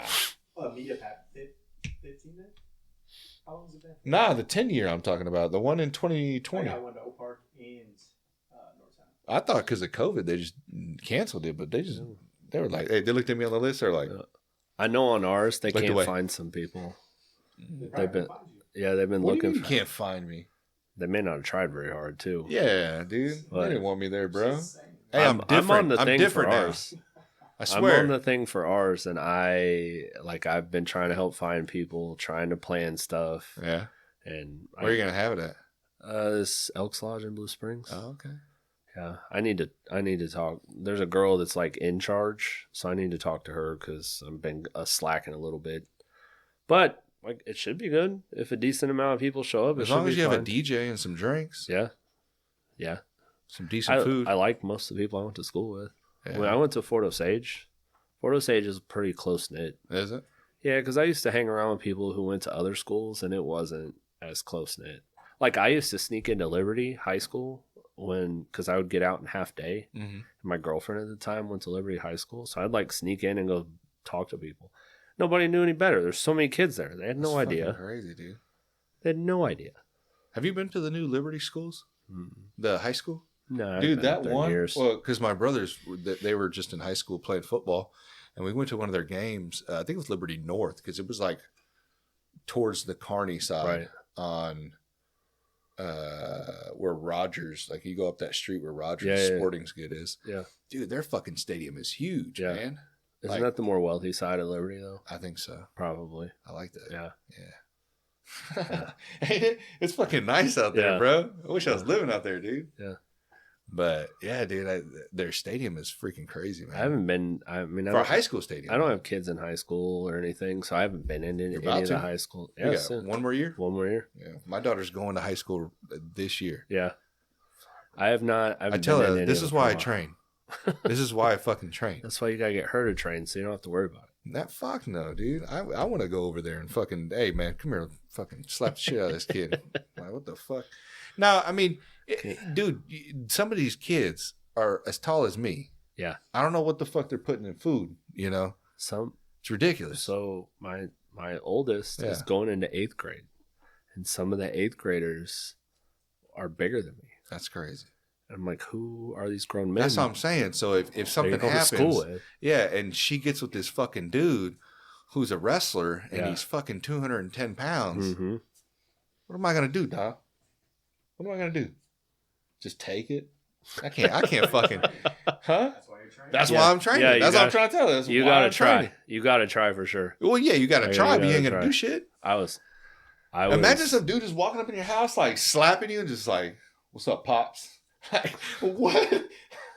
I just can't do it. I was just talking to my wife about the amount of times that dads try to intimidate me when I was a teenager. Oh yeah, I'm sure. It wouldn't even be girls I was trying to date. Bro, It'd I have a just be- sign on rules of dating my daughter on Mhm. the fucking wall. You've probably seen it before at a vintage place or a Probably, yeah. fucking what is that antique place? Yeah. But I got it up there and it's like all these rules. Yeah, And then I have a baseball bat next to it Yeah. that's broken. And I taped it back together because I broke it over the last one's head. All right, just keep that out there. That's the lore. And I sit them there, and I go, read that. Yeah. I was like, look at that bat. Yeah.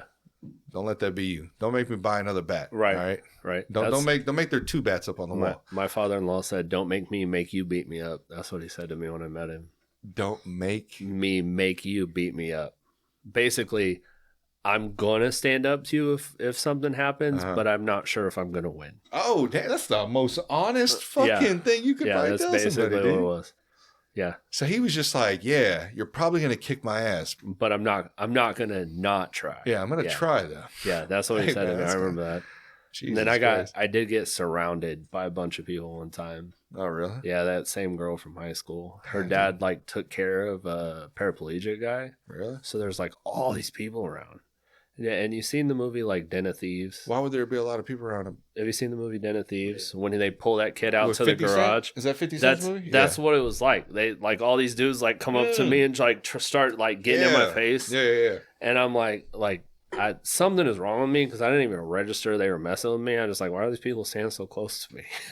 I just like, Were you training at the time? No. Oh, no? No, I was in high school. Damn, you were scared as shit. I wasn't, though. That's that's why I said I thought something was wrong with me. You have a weird chill-ass vibe to you, dude. That's what it's kind of eerie that's sometimes. What it's always like. Serial killer vibes. I contemplate that which, I mean, I know it's a joke all the time now, but I have some mental deal where I just don't, like, I don't register what's going on. Really? Yeah, like, I just... A little bit of the I just don't pick up, maybe. I don't pick up on social cues very well. You're almost like Dexter. You ever seen that show? I know what you're talking about, but I've never seen it. It's a good show. You should watch it. I'm always like that. Really? I'm chill unless it affects something that I have to do. They were probably scared of you, bro. Like, this kid's going to go fucking shoot up a school or something, dude. Why isn't he doing anything? Yeah, they're like, why is this not working? Yeah. I was just kind of like, why are these guys all standing so close to me? Oh, man, dude. You guys are in my space. You guys playing poker? And stuff like that would happen. And it's funny. It's funny now. Yeah. That's wild, dude. How did we go off into this tangent? What happened? We're talking about Subtropolis. Hey, did you find anything on Subtropolis? Real estate, Subtropolis. Huh? Kids going into high school. Forward to that shit. Anything? You didn't even look, did you? Yeah, I did look. What happened? No conspiracies? There's conspiracies. What are they? We gotta get you that mic on too, bro. Nah, you don't need it. Come on, bro. Secret government bunker. That would make sense. Secret government bunker. Underground Society of Hidden Residents. Underground Society of Hidden Residents. I don't know why anybody would want to live down there. What was the other one? There's a few. Classified storage. Classified storage. I seen that one. That's true. Yeah, that's true. Yeah, federal agencies. Yeah. Secret government bunkers. Secret government bunkers. What is it? The upper, the elites. What shelters? Secret government bunkers. Secret government bunkers. Shelters for like. Oh yeah, I could see emergency shelter probably. For like the elites or whatever. Oh, the elites. Yeah. It's like the Hunt family. You're not going. I mean, you're not gonna find it. You're definitely not going in there. Yeah, you ain't going in there either. We're gonna do one last episode before we fucking go out. You're gonna get like if you go in one of those, you're gonna get lost. Yeah, you get lost. It's not one way in, one way out. Really? It's not. They're like a grid. Are there other entrances? Yeah. Or is there one? I don't know about Subtropolis, but ours there's two. They do a marathon down there. I seen. It's created by the Hunts, by the way. Was it, dude? I've heard some weird stuff about them, bro. Oh, so you know about this? I know a little bit about the Hunts? Yeah, I know. Yeah, it's weird how they got their money too. Their great grandfather or grandfather or whatever, dude that got the oil from. And he lived in Texas. Yeah. He started. What's that shit called? Oil rigging and shit. You might get kicked out of Kansas City, but you can do a whole episode on the Hunts. Dude, do you know a lot about it? I don't know much about him. Does anybody know anything about the Hunts? Let me know. Come on. I don't. You don't know anything? No. You don't want to say anything. He's in real estate. Smart don't decision. Usually delve, like I said, I'm busy. Like I don't usually delve into stuff like that because I'm just trying to get my stuff going. You probably wouldn't I want to be the person that you start making like assumptions and stuff about where you're like, well, this guy, I know he did something shady back in there. That's why do you want that, dude? Because I'm successful enough that people got to start making stuff up now. Oh, man. They're like, this guy, because they won't have anything bad to say. They're just going to be like, clearly he's, doing something crazy. And so not only you, but there's also another Alex out there. that owns the donut shop. You know who I'm talking about? He's a fucking spy. I know he is. He's a spy, dude. He's doing some weird. He's got a double life, bro. I'm telling you, man. He's just always in Florida, always fucking drinking pina coladas all the time, like he's James Bond.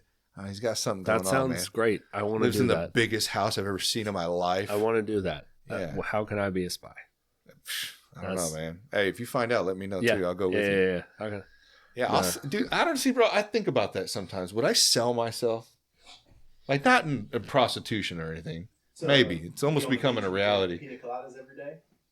No, if I sell my dignity, all the shit I stand on against government, against all the shit, all the corruption, you think I could be bought? Yeah. I feel like I'm naive to think I couldn't. Yeah. Yeah, maybe. I feel like I would. The offer would be the man, the I don't know, the person I feel like I am, right, that I've molded myself into, right, from everything that I've researched and listened to. And would I sell myself, man? It's either going to be money or blackmail. Blackmail, yeah. It'll be one of the two. You may not have a choice if it comes down to that.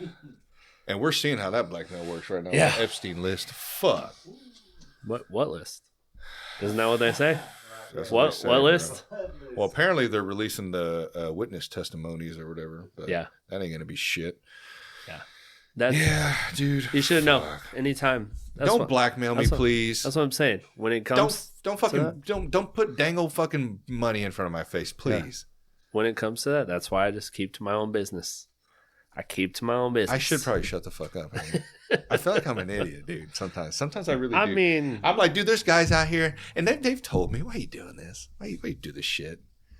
For the 80 people that watch it? Come on, dude. Why not? You know? Why I know, not? but I'm just... You just want to get on and talk shit about stuff? I'm going to cause issues, though.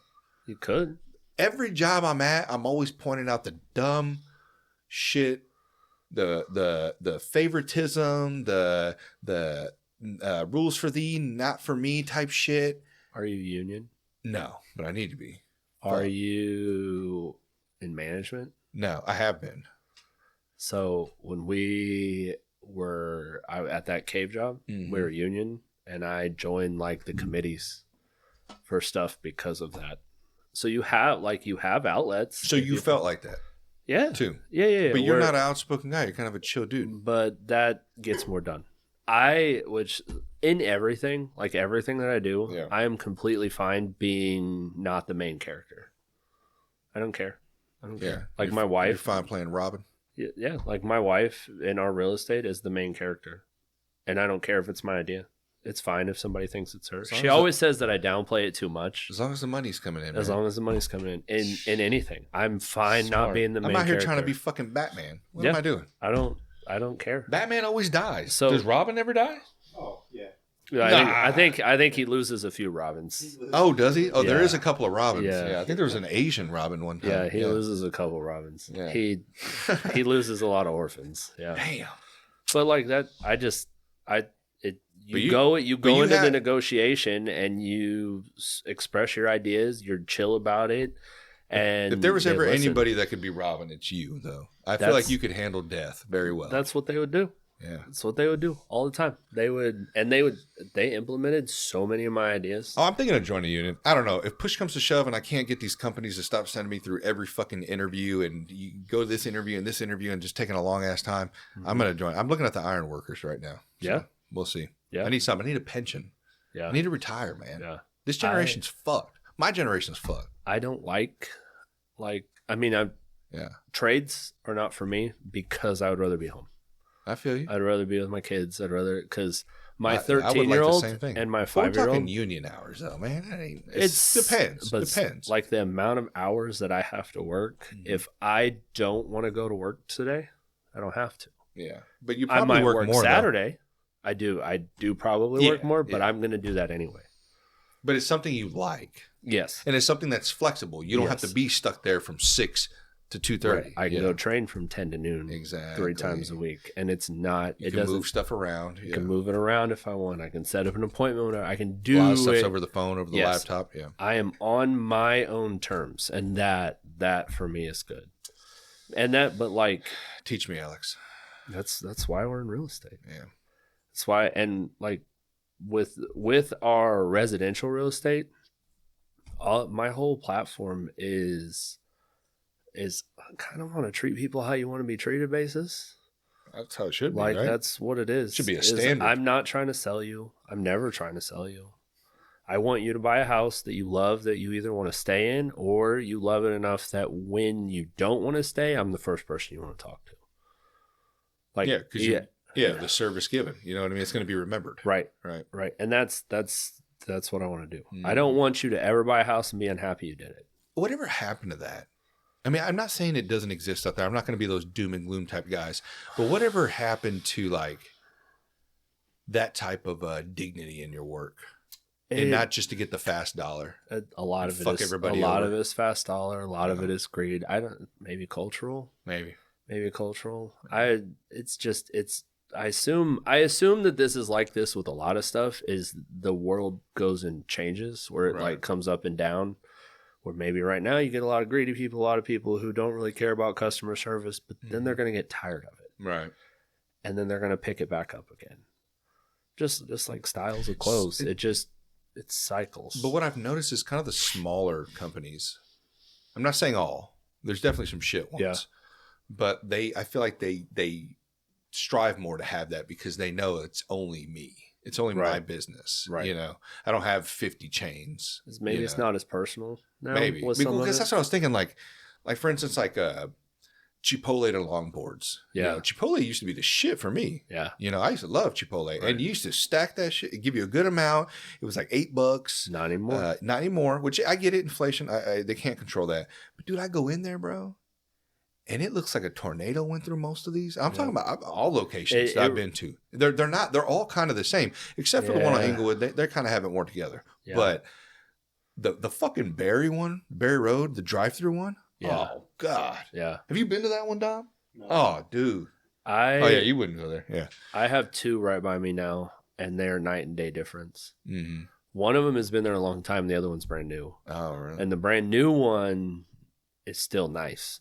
They start off right. Yes, they're still nice to you. They're not disgruntled yet. Yeah. The other one, the portions get smaller if you ask for more stuff. And longboard, I like longboards. Longboards always seem like very personal service. You know why I left? This fucking little dude was behind the bar and just serving me a bowl. Yeah. And I always do this. I wait till they put the meat on. All right. Right. And this is at Chipotle. I wait for them to put the meat on, and then I ask for double meat. Right. Because I don't want that bullshit. Because they short you. Yeah, I don't want that bullshit. So I asked them for for a scoop, then I asked him again. This dude grabbed a pinch, sat it on there. Yep. And I was like, and then tried to charge you for double. I was like, hold on, sir. Hold on. I was like, you got to put on more than that, bro. I'm about to pay $3-4 extra for this. He grabbed another little scoop and threw it on. I was like, oh, bro. Yep. I was like, just boiling up inside. Props to him. That was very funny. Right. I give him that. You know, good fucking, a jab at me. But dude, I looked at him. I was like, "Are you kidding me right now?"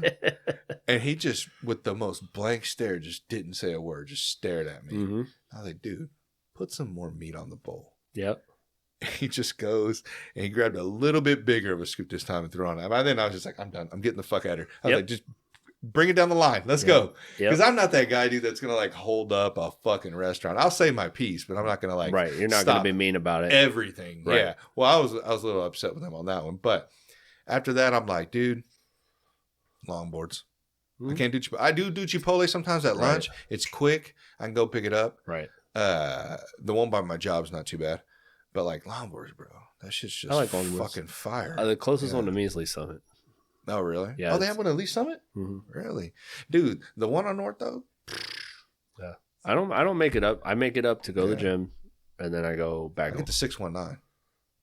I'll have to look.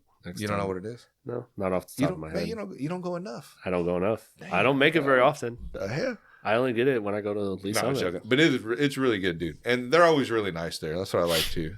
Stop calling me Channing Tatum, though. It's very disrespectful to Channing Tatum. If you want to consider me a Temu Channing Tatum, I'll accept that. Appreciate the compliment, but yeah. But other than that, dude, it's fucking, it's great, man. Yeah. I like it there. But Dude, what are we at now? 2 hours? Yeah. Time flies, man. Yeah. Fucking wild. We didn't even hit half the stuff. We didn't hit half the stuff. We'll Yeah. have to have you back on, dude. Sure. Yeah. Because if not, we're going to turn this to a 4-hour. He's going to hate me. I'm going to be hating myself in the morning because I got to wake up for work. But yeah. But no, man, it was great having you on. Do you have anything like coming up? We didn't get much into your real estate stuff. What's your company? Peterson Home Team. Peterson. Okay. Yeah, that's the residential real estate. Nice. The investment side, we just buy our own houses for Oh, that. cool. But that's what it is. Peterson Home Buying Team. and flipping them. Mm-hmm. Yeah, people can look that up. We That's have a some work. website. Yeah. Well, we now have general contractor. Oh, good. That's awesome. So the general contractor does almost everything. I am doing landscaping at the one I'm at, and I'm regretting it because it is clearing trees. Like I'm clearing trees and I'm clearing brush, and it's way more than I thought it was. But it's not the worst. Yeah. I've done worse. I like trees in my area though, dude. All mine are almost gone. It's bad. It's not like it's just trees. It's it'd be like your room here is so thick with trees and vines that you can't walk through it. Damn. Yeah, it's So I'll have to be trimmed down. yeah. Well, I'm cutting them all. I'm cutting it up, cutting it down, trimming really? everything that's not big. They're a liability. Yeah, You don't want to fall on the house. big ones are fine. But it's nice. They keep the house shaded. They look beautiful. I still left the big ones. Oh, okay. It's just I'm clearing vines. I'm clearing all the small ones. It's just neglected yard. Right. Yeah. Well, that's cool, dude. We can talk more about that another time. No, for sure. We will. Yeah. Appreciate you coming on. Do you have anything coming up that you want to talk about or anything or shout out? Or? No, we don't have a lot. I don't have a lot of events right now for anything. Yeah. We don't have anything like that. I'm competing. What do you guys normally do events? Like what type of events? We'll do Easter events for our clients. We Oh, do a okay. lot of stuff Cool. for our clients. That's dope, man. We do Christmas for our clients. We did it at a reindeer farm one year. Really? We had the Grinch one year. We've had Santa. Each thing is a little bit different. Has different. I know who to call when I need to sell my house, man. Yeah. We I'm like, hey, make sure I get that invitation to the reindeer fucking. the reindeer farm was really cool. Yeah, because I didn't get one from my high school reunion. Yeah. So just make sure you got my address down. Yeah. You did sell me the house. Yeah, man.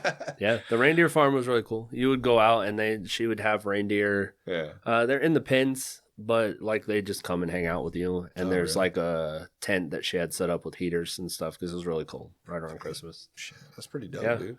That's most of it now. Sometimes we do other stuff. We've done ice cream trucks. We've done here and there stuff. We've done movie nights. You guys got any plans to do anything other than what you're doing now? Like for houses? Yeah, like are you guys branching out to anything else? Commercial? I know you said residential. Not yet. You do anything commercial? Not yet. We are still building. We're doing 2 at once right now, and that's keeping us stretched pretty thin. Okay. Eventually, we'll do more. Maybe like some multi-home. That's the goal. That's the goal, but that also requires a lot more money. Yeah. And so you have to just build up more capital and more capital. Man, you remember when you used to be do able to pick those up and live in one and rent out the other fairly easy? You can still do it now. Yeah, you could still do it. You can sell I've seen duplexes for the same Some price of those as a house. make me fucking my skin curl, bro. There's one right now. I think it's under 200,000. Yeah. It's Damn, a really? duplex. Takes some work though. A little bit. Yeah. A little bit, but it's not terrible. Everything's gonna be some work. At this point, everything to me is leveraging debt. Yeah. It's all about leveraging debt, leveraging loans. As long as you profit at the end of the day, like knowing your numbers really works. What does that mean, leveraging loans? Like we use a hard money lender. So that hard money lender will lend us whatever amount of money we need. We pay them a percentage back. That's what I mean, is what it is we're just taking out loans, using that debt to get that done. And then we pay them their percentage they want. We get our profit from the number. It's all about knowing your numbers. Oh, come on, man. Dom. We got to start a business Actually, to bring about realty. I don't pretty have nice. a date. I don't have a date yet, but my wife does want to put on a like a simplified real estate investing class. Oh, really? That'd be Yeah, cool, and dude. when I have a date, I can spread it out. She wants to do that. It's a simplified real estate investing class, and then she's going to go over and like break down numbers for a house. I think it's going to be one that we've already done, so we have really? like real exact numbers for it, and then people can make decisions and That's decide fucking from dope. there. Giving them the insides. Yeah, man. and it's not going to cost. It's free if you want to come. What? Yeah. Damn, that's wild, dude. That's good. Yeah. Dom, you're going. I'm your manager. All right. Yeah, you guys are more than welcome. You go to it. Let me know how it goes. You guys are more than welcome. Is there going to be reindeer there or beverages? Not for this one. Okay. We can go beverages. I'm just joking. The reindeer are expensive. Reindeer, I bet, are expensive. We just get some beer down there. We'll be all right. Yeah, I got you. But all right, Alex, I appreciate it, man. We'll definitely have you back on. Cool. So, Thank you, man. Mm-hmm.